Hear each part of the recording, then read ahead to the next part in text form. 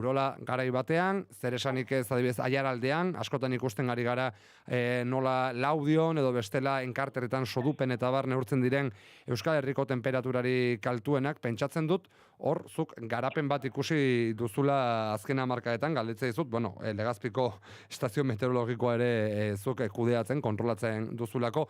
Ez dakit, zein izan da atzeman duzun garapena? Bai, aipatzen duzuna. Orain arte, pare bat egunetan, askoz jota 3 egunetan, eta adibidez, iaz ere, gogoratu egin behar dugu, maiatzean ere eduki genuela 34 grado, Baina bakarrik izan ziren pare bat egunetan, hiru egunetan askoz jota, ez? Orain dela 3 aste egin zuen bezala 4-5 egun, orain tokatzen zaiguna baita ere 5-6 egun dana jarraian, eta ni txikitan ez nahi gogoratzen horrela ez daukatzen sozioa beti oporretan, eta ondo pasatzeko, baina ez ginen konturatzen horretan.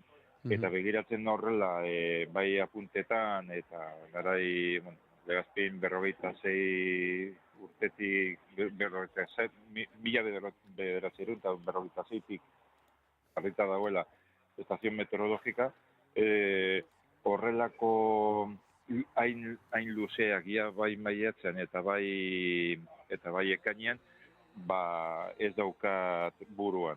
Ez bi egun jarraian bai, baina ja 4-5 egun jarraian ez. Hori gehien bat nabaritzen da, eta agian aipatzen duzuna, muga hori gainditzen beti lautadan bintzat egin, hemen, Legazpin gaude Aizgorriko beste aldetik, iparraldera, eta nabaritzen zen.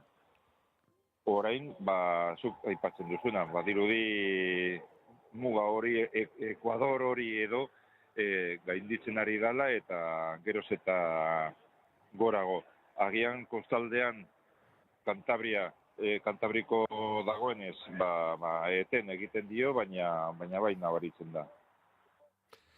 Alonso, eskertzen dizut azalpena gurera ekarri izana, entzuleok ikusi duzu Alonsok, badaka esperientzia estazio meteorologikoarekin, eta esandakoa sekulan ez direla halako baloreak neurtu. Egia da Alonso, kostaldean zertxo bai lasai egon gorela gaur eta bihar, baina lasai egon, igandean gu ere batuko garelako beroaldira, foen efektua gurera dator, eta ondorioz, kostaldea bere ere labe batean bilakatuko da. Ez dakit, hemendik zer nolako irakurketa positibo atera dezakegun, baina alduenak, ongi pasa dezala eguna, babes dadila, bainotxo bat betire ongi etorriko da. Ez dakit, Alonso, beste gomendiorik herritarrentzako zure partez? Oraindik ura dagoela urtegietan, edateko ura, batez ere ura herri bakoitzakoa, eta ondo pasa, itzalean egon, eta disfrutatzera.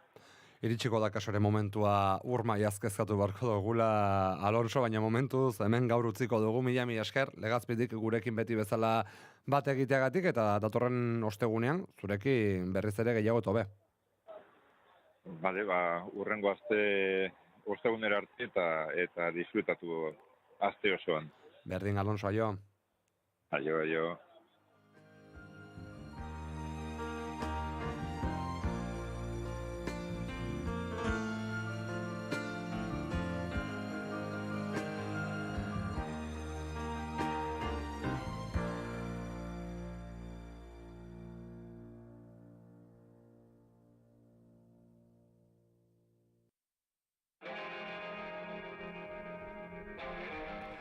Zazpiak eta laurden ditugu eta aurrera egitea dagokigu entzuleok geure buruak.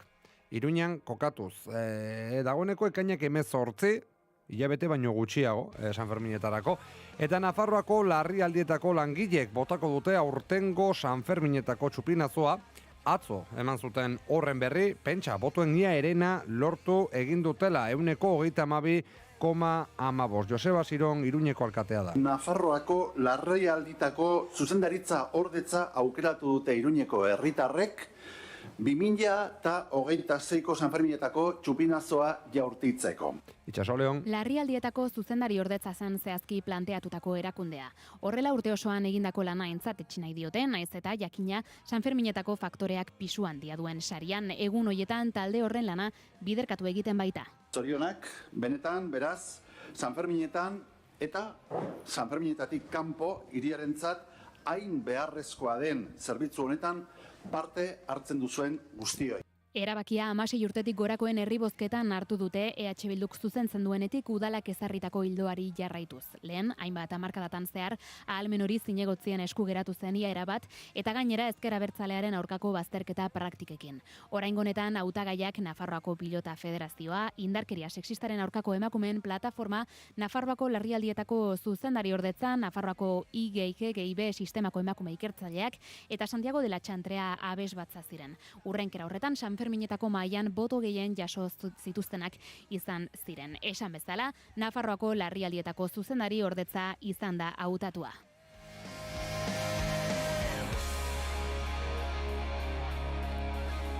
Bien bitartean esatean Nafarroako ustelkeriaren aurkako bulegoak oanak zigor espedientea zabaldu diola herri lanetako zuzendari ohi Pedro Lopezi eta kontserbazio zerbitzuko buruari, Belateko tuneletako kontratazio mahaiko idazkari Lorenzo Serenaren aurkako errepresaliak tarteko.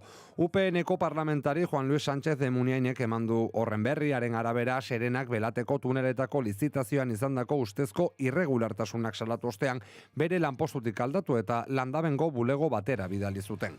Oanaren iritziz leku aldaketa hori salaketengatik hartutako mendeku neurria izan zen. Espedientea informazio emaileak babesteko eta ustelkeriaren aurka borrokatzeko legean oinarritzen da. Arau haustea oso larritzat jotzen da eta 30.000 eta 300.000 euro arteko isunak ekar ditzake. Bestalde oanak ikerketa prozedurak abiatu ditu ere, Nasubinsak, Servinabar eta Akziona enpresek osatutako aldi baterako enpreselkarteari esleitutako 2 etxebizitza sustapenen inguruan.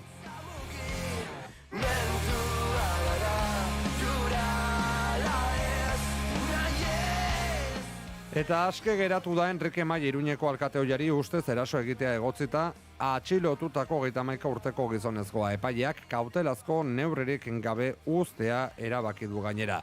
Gertakaria ekainaren 9 eman zen Iruñeko Estafeta kalean. Maiaren salaketaren arabera gazte batek lehenik irain egin zion eta ondoren bularrean kolpe eman. Alkate ohiak ez zuen lesiorik izan, baina salaketa aurkeztu zuen. Atxiloketaren berri zabaldu ostean hainbat alderdi politikok eta erakundetako ordezkarik erasoa gaitzetsi zuten eta elkartasuna adierazi Maiari. Horien artean izan ziren Iruñeko alkate Joseba Siron edota Nafarroako lehendakari bera Maria Txibite. Bestalde UPNeko presidente Cristina Ibarrolak EH Bilduri egotzi zion indarkeria giroa elikatzea azken egunotan izandako adierazpen politiko batzuk aipatuz eta eraso horrekiko ardura koalizioa abertzalearen gain jarriz. Gure txanda galdu dugunean, nekea gain hartzen duenean, goizeltzen dira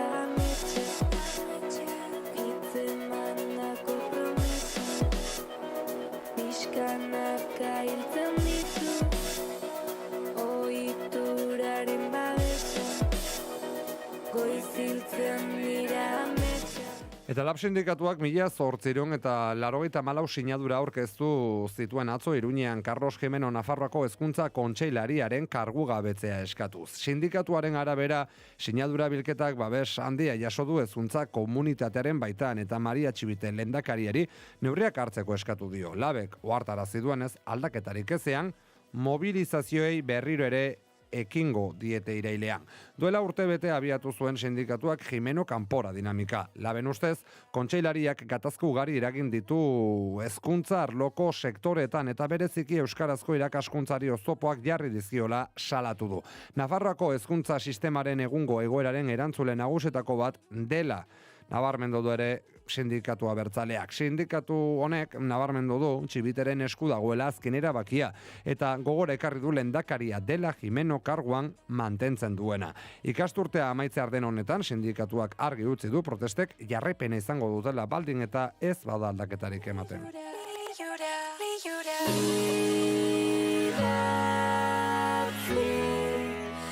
abesti honekin.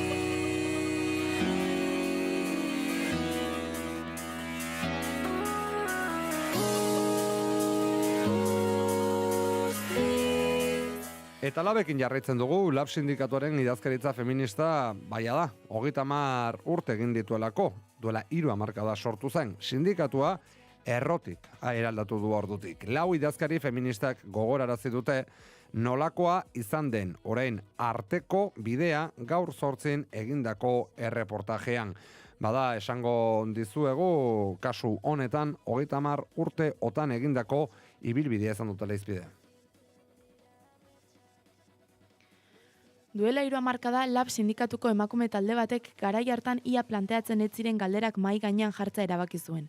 Emakume langileen errealitatea ikusgarri egitea eta ikuspegi feminista txertatzea ez zen lan erraza izan. Hala ere, gaur egun sindikatuaren nortasunaren parte diren ideia asko urte luzez egindako lanaren ondorio dira. 1986an sortu zen emakume arloa. Gerora idazkaritza feminista izango zena. Itziar Lopategik gogoratu duenez, garai hartan emakume bakarra zegoen sindikatuaren zuzendaritzan. Emakume talde batek aspaldidanik ikusten zuen hutsune hori erantzuteko beharra, baina etzen erraza izan. Sindikatuaren barruan asko guste zuten langile guztiak berdinak zirenez, ez zegoela emakumeentzako espazio bereziren beharrik. Dena den, emakume haiek argi zuten zapalkuntza berezi bati aurre egiteko tresna propioak behar zituztela. Honela dio Lopategik. Emakume talde majo bat antolatu da, joan ginen hori behar hori plazaratzen eta mai gaineratzen. Orduan gu planteatzen genuena zen gure borroka ezinbestekoa zela gu emakumeak bezala gure zapalkuntzari aurre egiteko bide izan behar genuela sindikalegintzan. Eta hori da pizkat ikusten zena hori, zergatik langilea gara, ezkerreko erakundea da, eta ja hori nahikoa da. Pues bueno, kito. Urtaietan feminismoaren eta sindikalismoaren arteko lotura estutzen joan zen. Labeko militante askok mugimendu feministako espazioetan ere parte hartzen zuten, eta elkarlan horrek sindikatuaren ikuspegia aberastu zuen. Pixkanaka emakume langileen arazoak ez ziren gai sektorial hutsa gisa ulertzen hasi, baizik eta langile klase osoari eragiten zioten auzi gisa. Mugarri garrantzitsu bat gertatu zen 2008an. Ainhoa Etxaide Labeko idazkari nagusi izendatu zuten. Sindikatuaren erabakiguneetan emakumeen presentzia handitu zen. Ahatik hori etzen nahikoa, helburua ez baitzen partaidetza handitzea, baizik eta sindikatuaren jarduera, kultura eta lehentasunak aldatzea. Horrela azaltzen du Zaloa Ibeas de la Cruzek.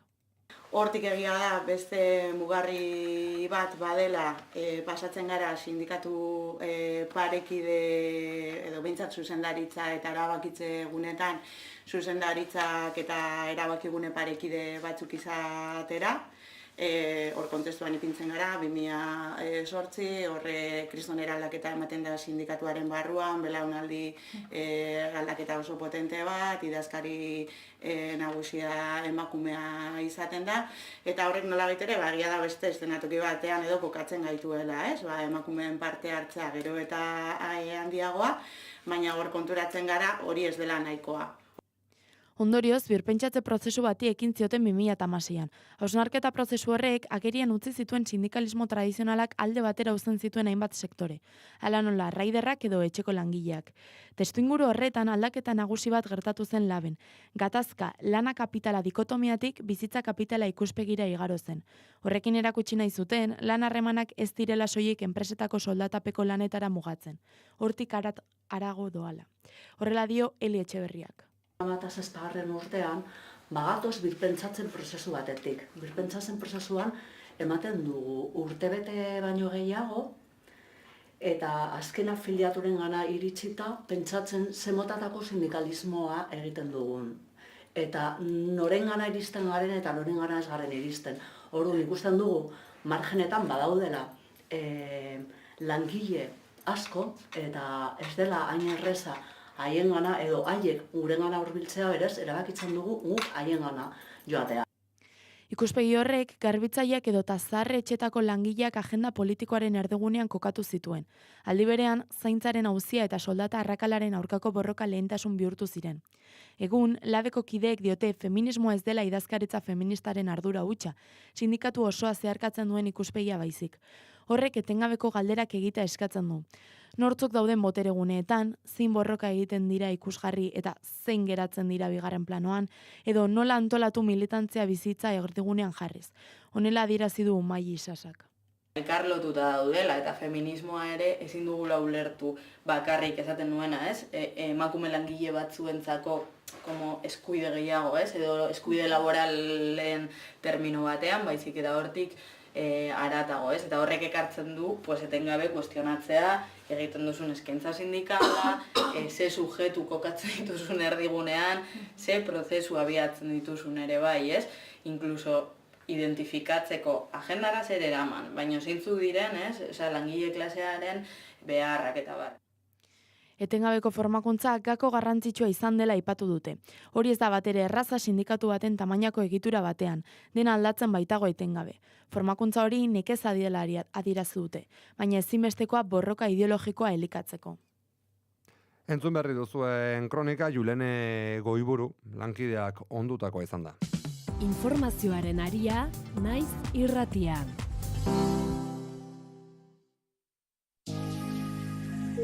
Egunon, ongi etorri naiz irratira. Egunon pegi, egunon entzule. Goizeko 6etan abiatzen du naiz irratiak informazioaren aria. Egunak dakarrenari begira eta aktualitateko protagonisten hitzekin.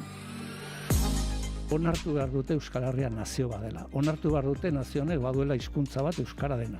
Eta onartu behar dute nazioek baditugula eskubide politikoak. Eta hortik hasten da eraikitzen omen denek nahi dugun akordio zabal bat autogobernuaren inguruan. Guk identitatea zaratago mugazgaindiko estrategiak ikusten ditugula gehiago aukera bat bezala zerbitzu publikoak adibidez eskaintzeko. Osakidetza ikurra, kolore berak, baina ez dire osakidetza zerbitzu zuzenak. Enpresa hortako buru, hor lan egiten duten langileen lanbaldintzak eskasak eta gure osakidetza gero eta aulago. Badakigu bai, alderdi batzuetan berdin Ipar Euskal Herriaren egoera ez zela onartzen, baina ezkerren nahi badu irabazia Ipar Euskal Herriuntan gu gira lehen indaga, EH Baikin, eta orduan bat egin behar dugu, bestela ez dugu lortuko. 2019an hauteskunde gau horretan nun entzun genuen agura ziron famatu ura, hori gertatu eta dolua egin genuen asteburu batean, eta astelenean hasi ginen lanean. Eta lana bai ala bai egin behartzen talde guztiekin PSN barne. Gaina estapenean ziren tendentziak indartuz doatziela, orokorki frantziar politika biziki polarizatzen ari dela, bi ekstremoen artean, eta erdian diren alderdiek, bereziki makronista alderdiek, beren sinesgarritasuna azken finean galdua dutela. Kultura politiko berria behar dugula, politika egiteko modu berriak behar ditugula, herrigintzan gauzak diferente egin behar ditugula, elkarlana ezinbestekoa dela. Politikaren ikuspegi tradizional edo murritz batekiko urruntasuna bai, handitzen ari dela gazteen artean oro har, ez Euskal Herrian, bakarrik gure ikerketa ego Euskal Herrian egin dugu, baina nolabait mendebaldeko kontu bat da, ez?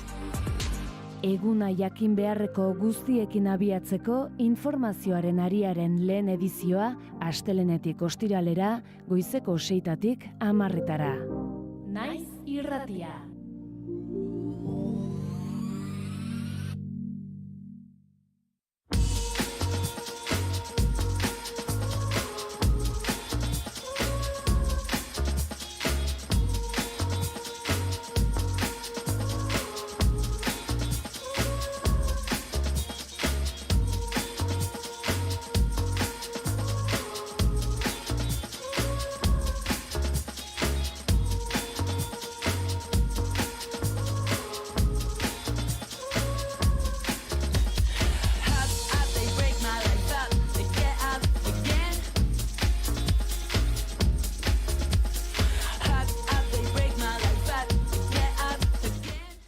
Zazpiterdiak ditugunean, hausnarkatari lehioa zabaltzeko tenorea gurean. Naiz irratian, lehenik eta behin azter dezagun zer dakarten gaurko Gara eta Naizen editorialak.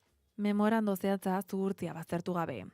G7aren testu inguruan, atzo gauean Trump administrazioak funtzionari baten bidez kazetari jakinarazi zien, Estatu Batuaken eta Iranen arteko elkar ulertzeko memoranduma argitara eraman zuela. Jakinarazi zuenez, itunak berehalako eta behin betiko etenaldia ezartzen du fronte guztietako operazio militarretan Libanon barne. 60 eguneko epea zabaltzen da behin betiko akordioa negoziatzeko eta bertan gai nuklearra jorratuko da. Washingtonek Irani ezarritako itsasblokeoa 30 egunetan altxatuko du gerra aurreko merkataritza joan etorria berrezarriz. Eta bere tropak herrialdetik gertu dauden eremuetatik erretiratuko ditu azken akordioaren sinaduratik hilabete batera. Sinadura hori gaur bertan Suitzan egin liteke. Halaber, behin berriro irekita, Hormuzko itsasartea 2 hilabetez muga ordaini gabe arituko da. Teheranek eta Golkoetako estatuek arau esparru bat diseinatzen duten bitartean. Itunak 300.000 milioi dolarreko funts bat aurreikusten du Iranen berreraikuntzarako eta aldi berean zigorren erabateko eta progresiboko desegitea. Horren truke Irango Errepublikak arma nuklearrari behin betiko uko egiten dio eta berazutako materiala kudeatu eta deusestatuko du guztia energia atomikoaren nazioarteko agentziaren zaintzapean.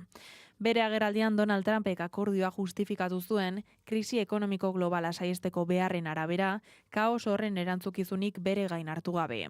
Ohiko diskurtso luzea erabili zuen akordia urratzen bada erasoetara itzuliko dela esanez eta abar, baina Irango urraketei buruz ari zen ez Israelgoi buruz. Azken hau izan ere akordioa saboteatzen saiatzen ari da bide guztietatik. Hau da memorandoko puntu giltzarrienetako bat eta haren idazkerak Libanorekiko aipamen zuzenarekin ez du eztabaidarako tarterik uzten. Horrek ez du esan nahi ordea kudeaketa bat behar ez duenik, oraingoz diplomaziaren bidez egingo da. Orokorrean filtratu denak indartu egiten ditu Irango aldearen tesiak, haren agenda eta hizkera modu argian bereganatuz. Errendizioaren mugan Trumpek zail izango du hori saltzea. Hasteko 2015ko akordio nuklearra aukertzen duelako. Edonola ere, ia ezinezkoa da horrek guztiak nagusitasunaren leian eta nazioarteko berrantolaketan izango dituen ondorioak neurtzea. Garaipen iritzirik gabe zuhurtzia da oraindik nagusi. Eusko Jaurlaritzako kultura eta hizkuntza politika sailak honako tartea eskaintzen dizu. Eta editoriala aztertuta, guazen beraz, gaurko egunkariek dakartzaten azalekin, Oinatzazpuru egunon. Egunon egoi bai eta egunon entzule guztiak, gaurkoan esango dugu gai zentral bi direla nagusi, batetik, Zapateroren audientzia nazionaleko atzoko bisita hori, eta bestalde, aipatzen oraintxe editorialan aipatu dugu, memoranduma Iran eta Estatu Batuaken artean. Esaterako gara, gaur dakarren lerroburua alaxe da. Irango tesi nagusia jasotzen ditu memorandumak. Trumpek bake akordio filtratu du bart, Irango hizkuntzaren eta agendaren parte nagusi badakar akordioak eta munduko ekonomiaren gainbera zehesteko egin duela dio Trumpek. Eta argazkian, Zapatero berageri da, autora sartzen audientzia nazionalaren kanpoan, Zapateroren irudiak Sánchezen maniobrarako tartea txikitu du. Berrian berriz, gauza bera, Irani zigorrak kendu eta berreraikuntza finantzatzea onartu duela Estatu Batuak, eta argazkian ere, Zapatero audientzia nazionaletik ateratzen plus ultraren erreskatean zerikusirik ez duela esan duela gobernuburu oiak. Deian ere argazkian Zapatero agertzen da, ez du epaila konbentzitu ala dio baiteiak eta baita Notizias de Gipuzkoak argazki eta titular bera dakatelako. Argazkikoa eta ordea izenburu nagusia, Deian Dakar Pradalese Sánchezi 36 euro eskatu dizkio familiak eta enpresa babesteko erosalmena, erregaia eta zaurgarrienen poltsikoak arintzeko neurriak dira. Hala dio, eta Notizias de Gipuzkoan berriz 57 milioi euro eta 2 urte andoengo autopilaketak amaitzeko obrentzat aldutiak N1 eta A15ko lotuneraren arazoa genditzeko lanak urte honetan esleitzea espero du. Nafarroako egunkarietan berriz, Diario de Noticias eta Diario de Navarra, biedan argazki bera, kasu honetan larrialdi zerbitzetako langileak haien arropakin ageri dira, 61 lagun pozik eta Sanferminetako zapia dituzte. Jaia babesten dituzten nahi, omenaldia txopinazoa eure jaurtiko baitute, aurtengoan herritarren honeko 32ak babestuta. Titularra ordea desberdina, Diario de Noticiasen dio, larunbat eta igandean, 5.000 eta 400 lagunek hezkuntzako 356 plaza lortzen saiatzeko OPEA, lan eskaintza publikoaren azterketa izango dutela, eta Diario de Navarran berriz, Zapaterori titularra. Epaileak delitu zantzo ikusi ditu, baina Zapaterok dena ukatu du. Bozento taldean berriz, Zapatero bai batean eta bai bestean Diario Baskoete eta Korreon argazkian, eta titularren kasuan, esan Diario Baskon irudian aritze luztondo ageri dela, realean erretiratzea gustatuko litzaidake, baina ez da hala izan, hala diotean bozentako egunkariek egoi. Baskerrik asko Oñat, gero arte. Bai, gero arte. Eta zu, ze pertsona mota zara? Lokartu aurretik irakurtzen duena, etxean zineaz gozatzen duena, lanera bidean edo kirola egiten istorioak entzuten dituena, Eliburutegiarekin hori guztia egin dezakezu. Nahi duzunean eta nahi duzun modura. Eliburutegia, Eusko Jaurlaritza, Euskadi Berria. Euphenian cons, Euphenian cons, Euphenian cons, oh, oh, oh. Euphenian cons, Euphenian cons, Euphenian cons, get away from me. Euphenian cons, Euphenian cons, Euphenian cons, oh, oh, oh. Euphenian cons, Euphenian cons, Euphenian cons, get away from me. I stumbled out. Ik 3 o'clock on my jean, dal my look around the woman like a Holly in his cheshire, Milsha, I want a crenya, kick a row, couple of double stay, and my glenya is kencha. Grubby shaman, you can or my future store, a second pocket and some orlum. A van and coon, it's not passed on, cause I bear skate it costs legs, hun, so dirt me down crack. It's Mission Mowgli Bop, she said, that's a funny name, I never heard that. Well, it's actually Irish, but enough about me. Up a lump, can't tell you third a hash key. Oh, good dragger, she hi. My name is Eliza Woodcock. I'm not from around here, but I like it a lot. Now they wait, what? Chin, I am Asha. Oh yeah, V, my kind of product do not. Euphenian cons, Euphenian cons, Euphenian cons, oh, oh, oh. Euphenian cons, Euphenian cons, Euphenian cons, get away from me. Osco Mayor Mwajin Piv Laban Aline V Mayor Iha Amakar Mavalaka Walla and there may hello miss. My name is Makara and Shinderchi that she had no plans tomorrow. Bangladesh, Blood Rock, Land, the Crack, Nura, Lorshini, Roshi, Land, the Cack. Said whatever your name is, do you wanna come back? Nura, Lando, much your veggies were a Union Jack. Fuck me, there's me internally. Green Grafter, Ayajus, and RUC, and dresser. I start to undress her.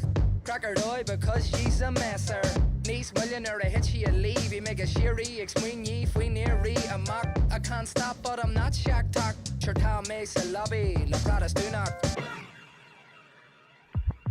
Euphenian cons, Euphenian cons, Euphenian cons, oh, oh, oh. Euphenian cons, Euphenian cons, Euphenian cons, get away from me. It's the Colleen, it's come along for the crowd. I just wanna know what the Gary Chahu. So it's pour in the wall, maybe we could grab a swab. Couple of kind of she, Sega Walla, she a kind of August Bedger, and the yeah, can we show her in the past? Cause baby, I'm not just all up at the grass, it's a hidden blast. The Ulster plantations, cause gone A, we wouldn't be having relation. Are you a fiend in a dirt she-lum? You should've told me that before I let you smack my bum. I can eat her fudge, you're telling me I'm the one. Well, I've got no time for Republican scum. What the fuck, that's racist or something. You didn't mean when my face was in your muffin. Stop huffing, just Mark Elgar boss, but we're no wild dude. You can call me King Billy if you want to.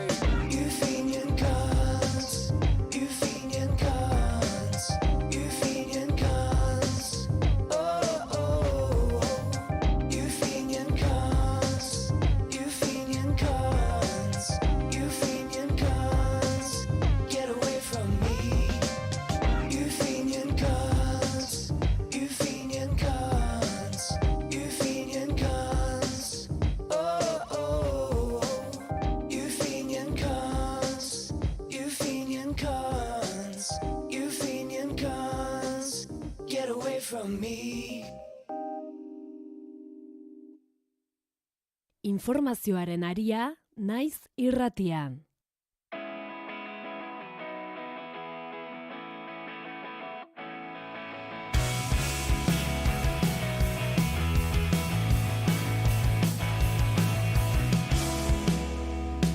Besarka nazazu zalantzak uxat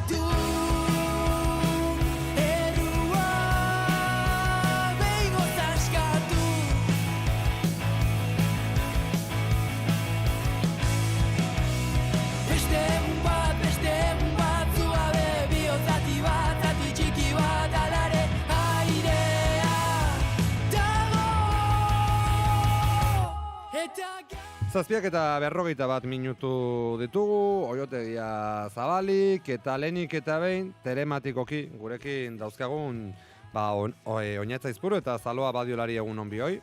Egunon. Kaixo. Eta horreatze dizuet gaur fitxaje berri batekin natorrela, Idiazabaletik helduta zuzenean, gurekin Julene Goiburu egun on. Apa, egunon. Zuzenean. Ongi etorri. Zemut Julene. Ondo. Bueno, hasteko gaur kontu simpleak, atera dira naziometroaren ondorioak eta eskatu nahi dizut mesedez horrela, laburpen moduko bat egitea eta txantxala. Ez, Oñatzi gaur lehenengo hitza, uste dut, gaina eskatu diazu, zuri galetzeko lehen, hortaz pentsatzen dut. Gaia bat nolako. Bale. Ez da ikusi zuten mundialeko, mundialeko gauzak agertzen dezki futbol mundialekoak, sare sozialetan. Eta gertu zait bai, Kongokin lotuta. Zerbait ikusi zute Kongokin lotuta? Naiz bat ere jarraitzen ari munduko txapelketa. Nire agertzen dezkitolako. Ni ere, eta esango dizuet gauza, aurten gaina oso zail dago mundiala ikustea, zedana, telebista kate pribatu batek botatzen du, eta uste dut, Oñatz, segulan baino partida gutxiago ematen ari direla irekian. Baina mundial honek batez ere mundialaren ingurukoak izaten dira oso honak. Joder, a ber, ez dute Kongo, ez dakizute zerta zeinatzen, ezta? Kongok bana empatatu dula Portugalekin, ez? Portugalekin empatatu du Kongok, eta, kontua da, publikoan artean, Maroko jokatu zen 2025an Afrikako kopa, eta han ja Kongoko zaletuen artean agertu zen tipo bat, jantzita, trajez jantzita, galtza gorriak eta amerikana hori batekin, eta, holako irudi, Kongoko argazki egin, eta kontua da egoten dela tipua, 80 minutuak estatua baten egiten. Igotzen da holako atril batea, eta egoten da 80 minutu estatuaren egiten, bialiko ez zen bidea. Kontua da, atzian daudela, bakizute, oso pozik eta hola, txaloka eta dantzatuz eta hola, eta tipua egiten da, 80 minutu geldirik besu altxata. Eta, onduraz begiratzen zer tipo nezergatik egiten du noi, eta Lumumba, omen da, kontua da, 1960an, Belgikatik lortu zutenean, Kongok lortu zunean independentzia, lehenengo gobernuburua izan zela Patrice Lumumba, eta kontua da, bere estatuak daudela, hemenka, eta orduan imitatzen du tiponek estatu bezala jartzen da, bere, estatu horren berdina egiten du, mioten da partidosua, 80 minutuak estatuan. Zeuna, gainera, ez, aukeratu izana Patrice Lumumba, baita ere horrela omentzeko, eta, lider handia, askotan oarkabean pasatzen zaiguna, eta estatu batuetan egiteak ere esango nuke, badula garrantzia berezia, Patrice Lumumba erail egin zuten, fusilatu, uste dut lehenengo jipoitu egin zutela, gero fusilatu eta gero txikitu, ez da? Eta hau dena nola ez Belgikako zerbitzu sekretuen, Frantziakoen, baina bereziki ziaren parte hartzarekin. Egia esan pozu naiz, pozten gari naiz orokorren Afrikako futbol taldengatik, ze orain arte porroten bat egongo zen, baina hegoaldeko Afrika beltza hitz egiten baldin badugu, porrot bakar bat ere ez, eta Ganak irabazi zuen atzo, ez? Bai, Ganak irabazi, Bolikostak ere irabazi du, ea urten batek behintzat final aurrekotara hiltzeko aukera da. Egia den, bializ dut irudia, berrik ikusten zuten edo. Bai, ni ari naiz ikusten, ze graziosoa. Nola aguantatuko du hainbeste denbora besoa altxatuta? Ja, ostras, igualdaka... Altxaten ikusten gari naiz.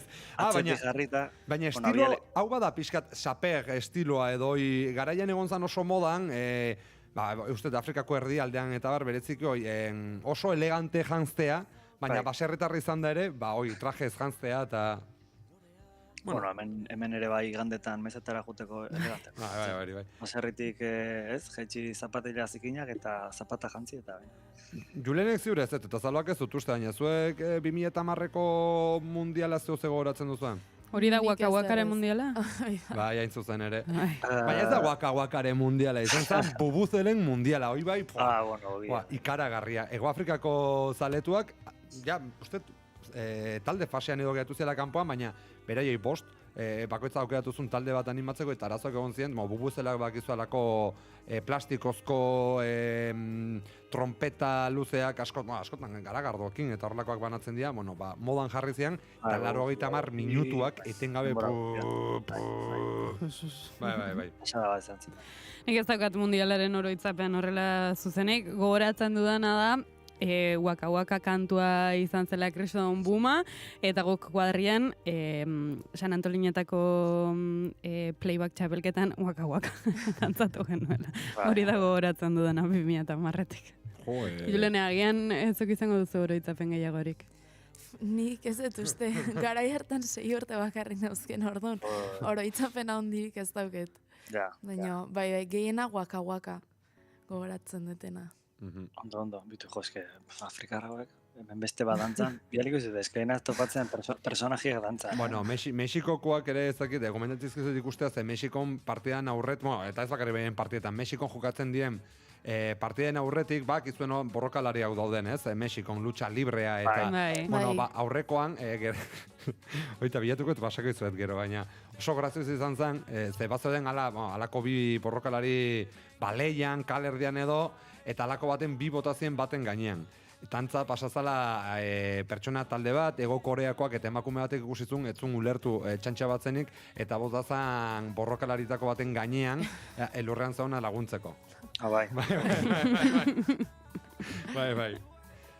Baina, Zaloa, uste dut, gaur zurekin batera San Ferminetara begira jarriko garela, ez? Eta berezeki San Ferminei hasiera ematen diren txupinazo ospetsuai.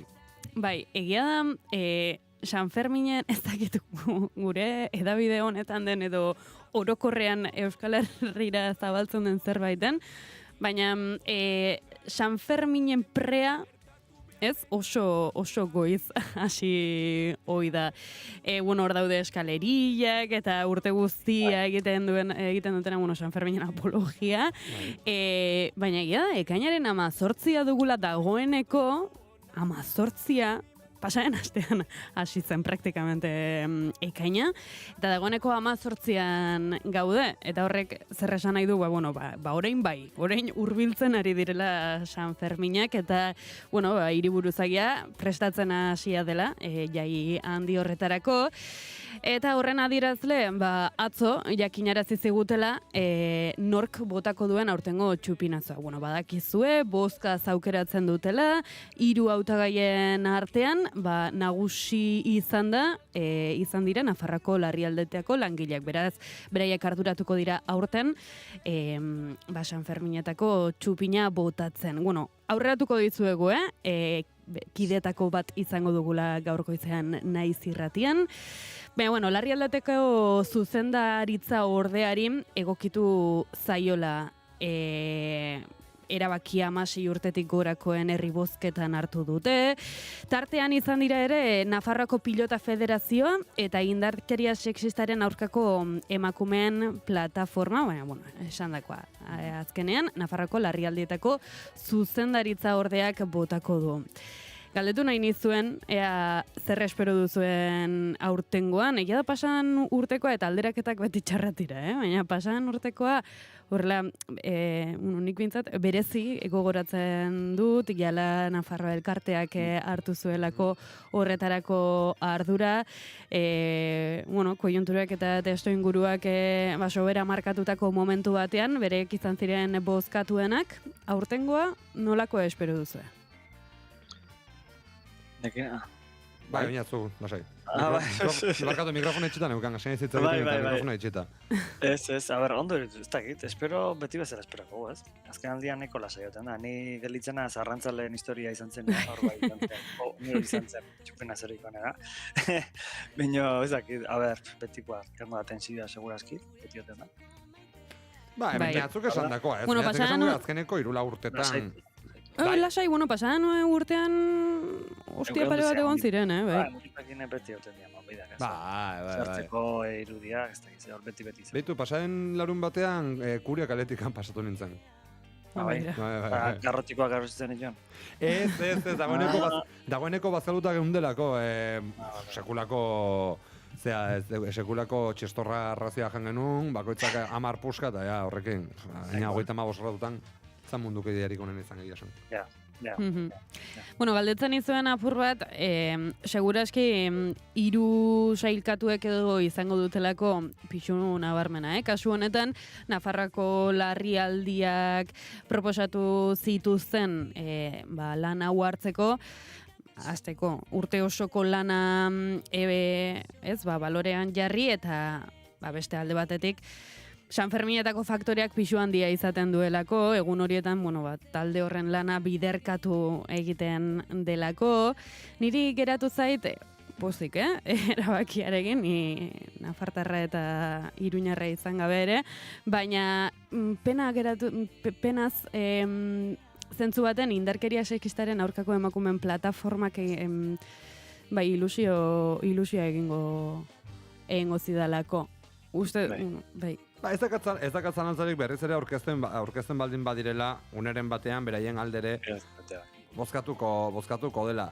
Akaso larrialdi zerbitzuena da, ikusgarritasun handia daukatelako, jende guztiak sentitzen dula. Nik uste baita, denok nolabaiteko empatia daukagula San Ferminetan, hainbeste lan egite duten sektore ezberdinekin, baina larrialdietakoa da, gaixo hauek, alde batetikan, zauri larriak hartatu barrituzte ere, baina pentsa zer nolako personajeak ere hartatuko dituzten gauan zehar.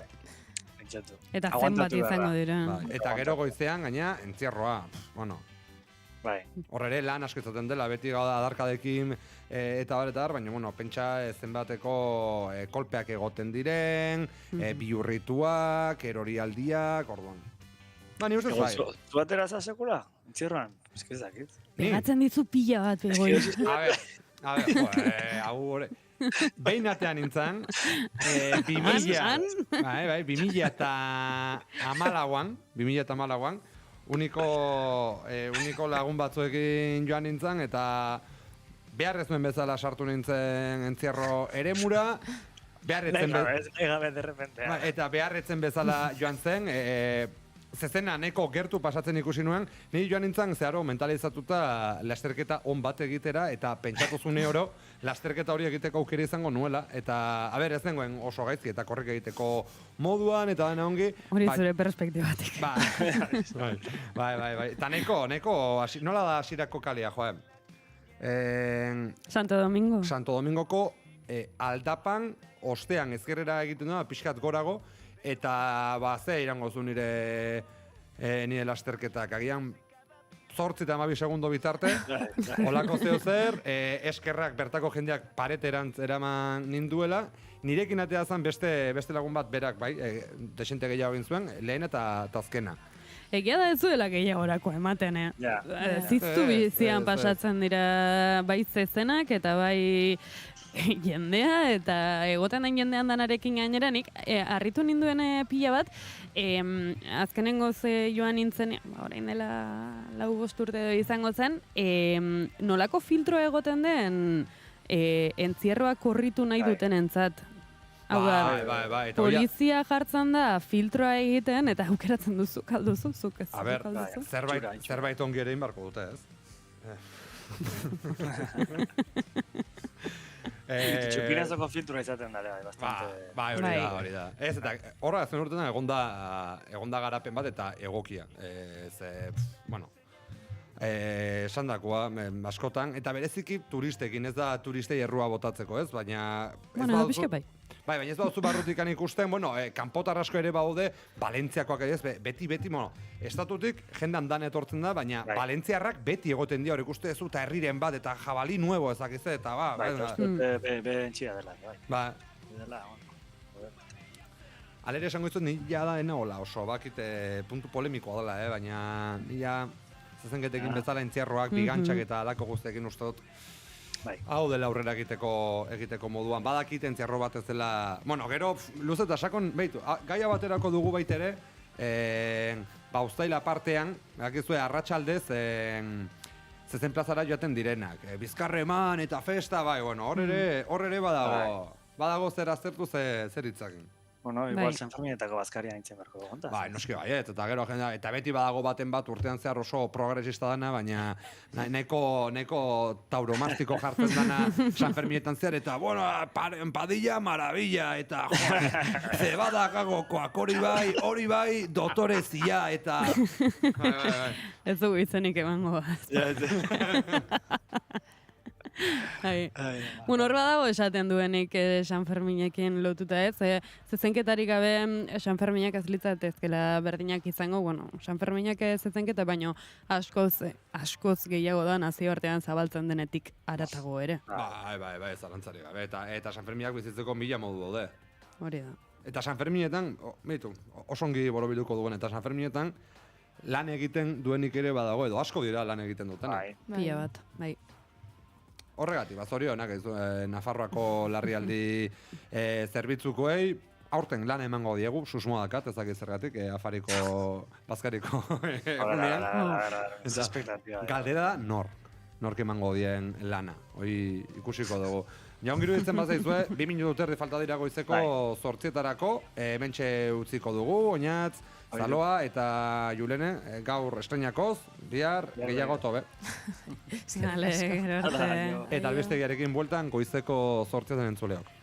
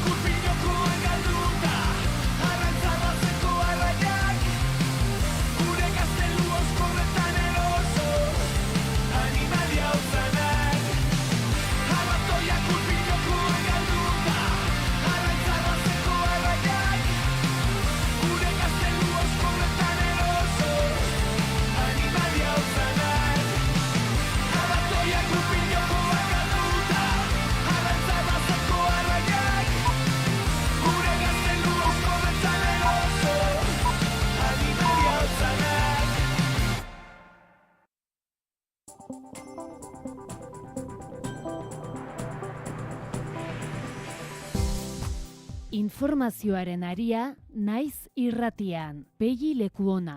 Egunon, goizeko 8 dira, ongi etorri naiz irratira. Ameriketako Estatu Batuek eta Iranek telematikoki sinatu dute gerra amaitzeko memoranduna. Egunetik gorako gatazka militarrari amaiera emateko lehenbiziko urratsa dau, eta sinadura ekitaldia, ostiral honetarako iragarria bazegoen ere, Trumpek ezustean sinatu du dokumentua Frantziako Versaillesen. Txaloak ere jaso ditu dokumentua sinatu berritan, Zaloa Badiola, egunon. Egunon, Peie eta egunon entzuliok, dokumentuak 14 puntu jasotzen ditu eta bere baitan jasotzen da operazio militarren berehalako etetea 60 epea behin betiko akordioa lortzeko eta itsas blokeoa kentzea eta horrez gain Estatu Batuek Iranen berraikuntzarako eta garapen ekonomikorako 300.000 milioi dolarreko inbertsioa egitea aurreikusten da. Iran eta Ameriketako Estatu Batuen arteko arteko memoranduma hasieratik ahula dela esango dugu, hain zuzen horren bueltan Trumpek Iran mehatxatu du dagoeneko eta Israeli bere genozidioan aurrera egiten jarraitzeko almena eman dio.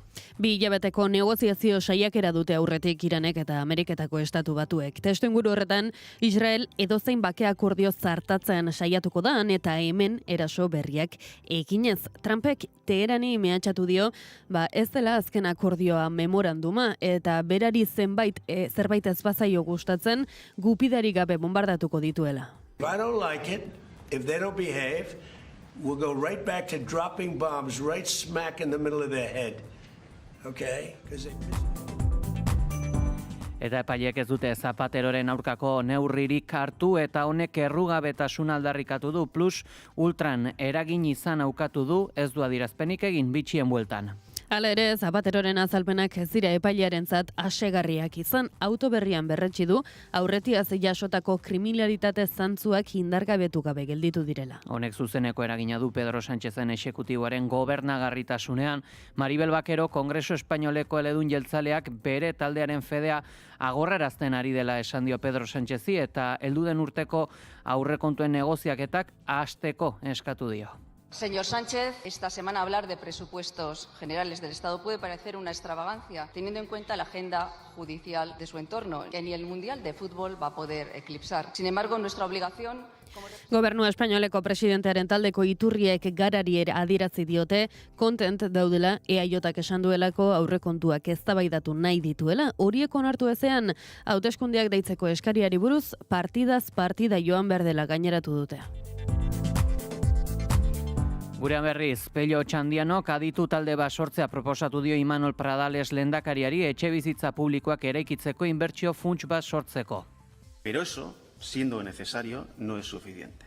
Porque si queremos garantizar efectivamente el derecho a la vivienda, necesitamos construir alternativas al propio mercado. Y aquí aparece la segunda gran tarea. Avanzar progresivamente hacia la desmercantilización del sector inmobiliario.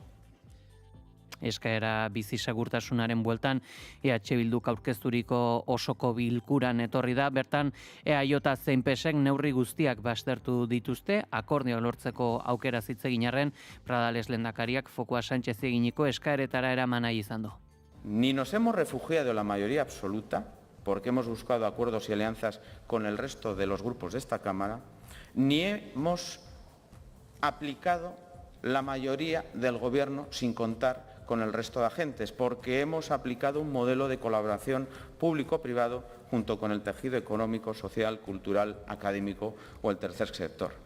Aldiz, EAJ zein PSek Euskal Herria Bilduk aurkezturiko ondorio guztien aurka bozkatu dute gobernua sustengatzen duten alderdien 29 ondorioak, ertzaintza babeseko alderdi popularraren 2 ondorio eta multilateralismoa, bakean nazioarteko zuzenbidea, zein giza eskubidei buruzko sumarren 5 ondorio onartu dira bakarrik. Guztira, 36 ondorio aurkezturiko 228etatik. Eguraldia eta trafikoa naiz irratian. Errepide dagokienez, Zalba, une honetan bada nabarmentzeko jazoraren bat? Goiz korapilatxuari gara izaten Euskal Herriko errepideetan pegialdi batetik istripua egon da, doainen N bat errepidean 456 kilometroan Irungo norantzan.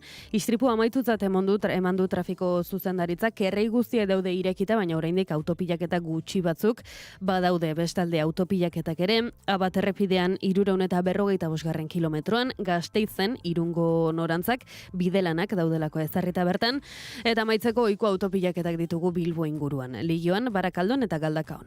Badi ibili beraz errepide hoietatik igaro berri izanez gero, egun beroa dugu gaurkoa, xetasun guztiak, Iker Ibarluzeak. Giro eguzkitsua eta bero zakarra izango dira izpide ostegun honetan. Goizean Kantauriar isurialdean, baina bereziki kostaldean berriz ere hodei baxuren bat edo beste agertuko da, baina nahiko azkar jasoko du. Ondoren lurralde osoan tarteka erdi mailako hodeiren bat ostarte zabalekin tartekatuko da eta giro eguzkitsua izango da. Arratsaldeko lehen orduak antzekoak izango dira, baina arratsalde erditik aurrera berriz ere bero hodeiak garatzen hasiko dira lurraldearen hegoaldetik barna, eta azken orduetan han hemenka ekaitz isolaturen bat edo beste izango da, bereziki lurraldearen hego mendebaldean, hau da Araban eta baita Bizkaia mendebaldean ere, eta bestetik Ipar Euskal Herrian, hau da gehien bat Baxe Nafarroan eta Siberuan. Gainantzeko lekuetan zaila izango da ekaitzak lertzea, naiz eta ez den baztertu behar han hemenka ekaitz isolaturen bat izatea. Haizeak goizean hego-ekialdetik joko du, arratsaldean ipar-mendebaldeko haizea nagusituko da eta lurralde osora zabalduko da. Temperatura minimoek antzeko jarraituko dute edo egitekotan ere zertxoek gora egingo dute, 16 eta 23 gradu bitartean aren dituz, maksimoek gora egingo dute eta nabarmen xamarrak gainera bereziki ipar partean. Bertan, 27 eta 17 gradu bitartean errendituko dira maksimoak eta ego isurian 33 eta 18 gradu bitartean, temperatura maksimoetan freskonak kostalda baina bereziki Bizkaian emango dira. Altuenak aldiz, Herriberan. Jarraizbura teknikan, ekainak 18 da osteguna. Informazioaren aria.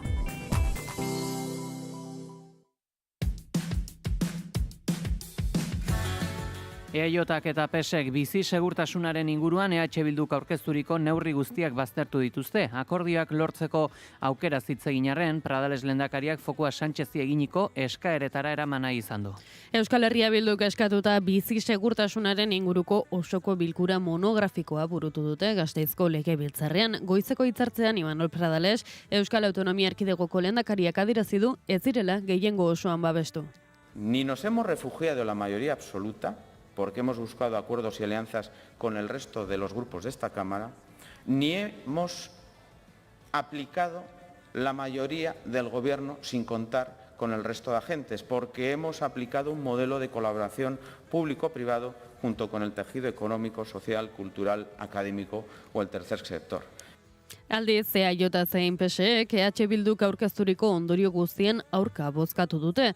Gobernuan sustengatzen duten alderdien 29 ondorioak, ertzaintza babesteko alderdi popularraren 2 ondorio eta multilateralismo bakea nazioarteko zuzenbidea zein giza eskubidei buruzko sumarren 5 ondorio onartu dira bakarrik. Guztira 36 ondorio aurkezturiko 228etatik. Bertan bera gelditu dira besteak beste kontratazio publikoetako langilentzako 1.500 euroko gutxieneko soldata, ala jasotzeko eskubidea duten pentsiodunentzat diru-sarrerak bermatzeko errenta automatikoki jasotzeko proposamenak. La cuestión central ya no es solo quién está por debajo del umbral de pobreza, sino cuántas personas viven en condiciones crecientes de vulnerabilidad material, incertidumbre y dificultad para sostener una vida cotidiana. Posizioak indartzeko Ekainriko PSeko legebiltzarkidearen argudioetako bat izan da Alderdi Popularra ala Voxek ere EH Bilduk aurkezturiko ekimenen aurka egingo dutela. Quien llega tarde al debate tiene todo el derecho del mundo de intentar sumarse, pero lo que no le vamos a permitir es que lo intente hacer reescribiendo la historia. EAJko Joseba Diez Antxustegik batera ezintzat jo ditu EH Bilduk akordioetarako beto batez hitz egitea, baina PPek independentisten eskutik joatea aurpegiratzea. Claro que nos ponemos de acuerdo. Es que a lo mejor algunos y algunas esconden su incapacidad de alcanzar acuerdos en este Parlamento hablando siempre de los supuestos de acuerdos de los demás. Pues benditos desacuerdos aquellos que tienen dos partidos que son capaces de ponerse de acuerdo para aprobar una ley. Kontrako aldetik, Euskal Herria Bilduk EAJ zein PSek aurkezturiko ekimenen alde egin du, etxebizitza babestuen izaera bere horreta mantentzeko ala finantzen Euskal Institutuaren rol estrategikoa indartzeko. Bilkura honetan Pello Otxandianok aditu talde bat sortzea proposatu du, etxebizitza publikoak eraikitzeko inbertsio funts bat sortzeko proposamena aztertu dadin. EH Bilduko bozeramaileak formalki proposatu dio lehendakariari adituen talde bat sortzea Jaurlaritzaren eta bere taldearen ekimenez ikuspuntu tekniko batetik azter dezan zein den erabilgarriena etxebizitza publikoen parke handi bat sortzeko. Pero eso, siendo necesario, no es suficiente. Porque si queremos garantizar efectivamente el derecho a la vivienda, necesitamos construir alternativas al propio mercado. Y aquí aparece la segunda gran tarea: avanzar progresivamente hacia la desmercantilización del sector inmobiliario. Otxandianok adierazi du proposamen apala dela eta uste du legitimatuta dagoela legebiltzarreko bigarren taldea delako 27 legebiltzarkiderekin eta pribatuan aurkeztu duelako bere funts proposamena lehendakariarekin, berarekin eta etxebizitza sailarekin. Pero debemos entenderlo correctamente, no como una política social complementaria, no como una actuación residual destinada únicamente a los sectores más vulnerables, sino como una auténtica infraestructura social estratégica. Y en el siglo XXI, disponer de un parque público de vivienda suficiente es tan importante para la cohesión social como disponer de una buena red sanitaria o educativa. Proposamenak ez du lehendakariaren erantzunik jaso, bai ordea Joseba Diez Antxustegirena. Herri hau etorkizunerako prestatzea. Egin dugu aurretik, eta berriro ere egin nahi dugu, eta batera egin nahi dugu. Baina ezin gara inoren zain geratu. Informazioaren aria. Goizeko 8:11 epailek ez dute Zapateroren aurkako neurririk hartu eta honek errugabetasuna aldarrikatu du, plus ultran eragin izan aukatu du eta ez du adierazpenik egin bere bulegoan topaturiko bitxien bueltan. Fiskaltzak pasaporteak entze eta 15 egunero epailaren aurrean bertaratzea eskatu arren, Jose Luis Kalama epaileak ez du kautelazko neurririk hartu. Hala ere, Jose Luis Rodríguez Zapateroren azalpenak ez dira epailearentzat asegarriak izan. Auto berri batean berretsi du aurretiaz jasotako kriminalitate zantzuak indargabetu gabe gelditu direla. Epaiketan izan direnek azaldu dute Zapatero ukatu duela Plus Ultra aerolinearen erreskatean parte hartu izana, eta hau frogatzea ezinbesteko izango da kasu honetan eragin trafikoa bezalako akusazio bat sustengatu ahal izateko. Deklarazioa bukatu ostean, oharra plazaratu du ere bai, Espainiar Estatuko presidente ohiak berak egin ez dituen delitu larriak egitzi dizkiotela esan du, beharrezkoak diren azalpen guztiak emateko intentzio du, eta horren adibide ere, nabarmentzen zuen ondare pertsonala unibertsalki aztertzeko baimen voluntarioa. Hori bai, erantzunik gabe gelditu dira 1,3 milioi euroko balio duten bitxien inguruko galderak, kausaren zati hau atzeratzeare eskatu du Zapaterok. Eta auzi honek zuzeneko eragina dauka gaur egun Espainiar Estatuak daukan gobernagarritasunean, Maribel Bakerok, Kongreso Espainoleko eledun jeltzaleak, bere taldearen fedea agorrarazten ari dela esan dio Pedro Sánchezi, eta helduden urteko aurrekonten negoziazioak abia ditzala eskatu dio. EAJko ordezkariak mintzaldi zorrotza egin du gobernuaren kontrolerako osoko bilkuran eta besteak beste investidurako gehiengoa galdu duela esan dio presidente espainolari. Indarrean dauden inkerketa judizialak kontuan hartuta bitxikeria eman dezake aurrekontuei buruz hitz egiteak onartu du EAJko bozeramaileak horrela, baina alderdi horrekin hartutako konpromisoak nola gauzatuko diren galdetu dio Sánchezi. Señor Sánchez, esta semana hablar de presupuestos generales del Estado puede parecer una extravagancia, teniendo en cuenta la agenda judicial de su entorno, que ni el Mundial de Fútbol va a poder eclipsar. Sin embargo, nuestra obligación como representantes de vascos y vascas es saber cómo va a plasmar en esos presupuestos los compromisos pendientes con Euskadi y cómo prevé sacarlos adelante. ¿Cuenta usted con una mayoría suficiente para aprobar estos presupuestos? Estamos nadando en el último largo de esta legislatura. Gobernu espainoleko presidentearen taldeko iturriek garari adierazi diote kontent daudela EAJak esan duelako aurrekontuak eztabaidatu nahi dituela. Horiok onartu ezean hauteskundeak deitzeko eskariari buruz partidaz partida joan behar dela gaineratu dute. Informazioaren aria.